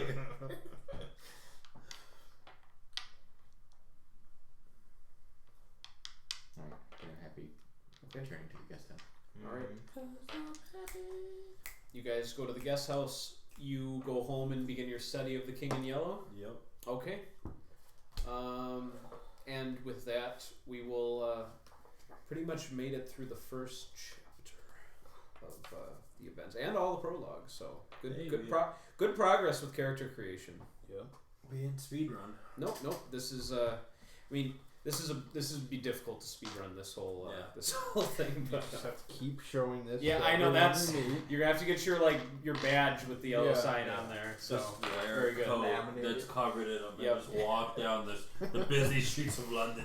Yep. Behold me, London. Yep. Okay, good stuff. And if anyone charges at me, then we know they're the devil. Yeah. So, I would encourage, especially since Thomas is kind of lead investigator right now, you might want to make a few quick notes about what you want to go after upon returning. Because when we have 1 week, your recent interviews might be like, what were we talking about again? Police Some of the station. I just have spider notes, just like the guy in the straitjackets. his face. Quarry Yeah. Edwards, the Yeah. King in Yellow. Yeah. Carcosa, Right now you've got Taiwan. Taiwan. you've got names, but you don't have things to connect them to. We'll so. have a lot to discuss when you get back home. Police For records. sure. Yeah, yeah. You're just reading The King in Yellow. And So I have that'll no be good. idea Yeah, that right. if it was connected. If I knew it was connected Yeah. beforehand, Right. I mean, you were Obviously, present for all these meetings and stuff, right? not the interviews. No, No. I was there for a year. I went He to never went to the asylum. the guy's So- house. Are you? And we can just say basically, if you just wish to share this information with him, Yeah. just instantly he'll be caught up with all of it. So it's not a. And we'll send Nancy Gaines to the library to research. He Taiwan. probably has a better library use than I do. Well, maybe you'll have the fourth Gaines. I kind of went with like Yeah. because of my money situation. I kind of went with like I'm not the greatest poet, No. so You're young. You've Yeah. got your whole career ahead of you. You know, it's. Me too. I mean, what and what you poets? gained so much more. What poets are already well established At by the that age- age? yeah, You at know, the age it's, of 21. yeah. Not many. But you can become a very well established exhibitionist. by 19 then. years. His Yeah. career is almost over. Yeah.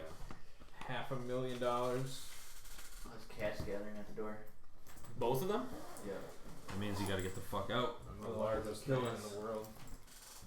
Looks really shocked to see me. Google? Little one. Yeah. Yeah. Little one. I recently got like a similar type of water fountain too. Yeah. I thought you were going to say similar cats. It's like, No. whoa, that's big news. No, Yeah. 2 cats is enough.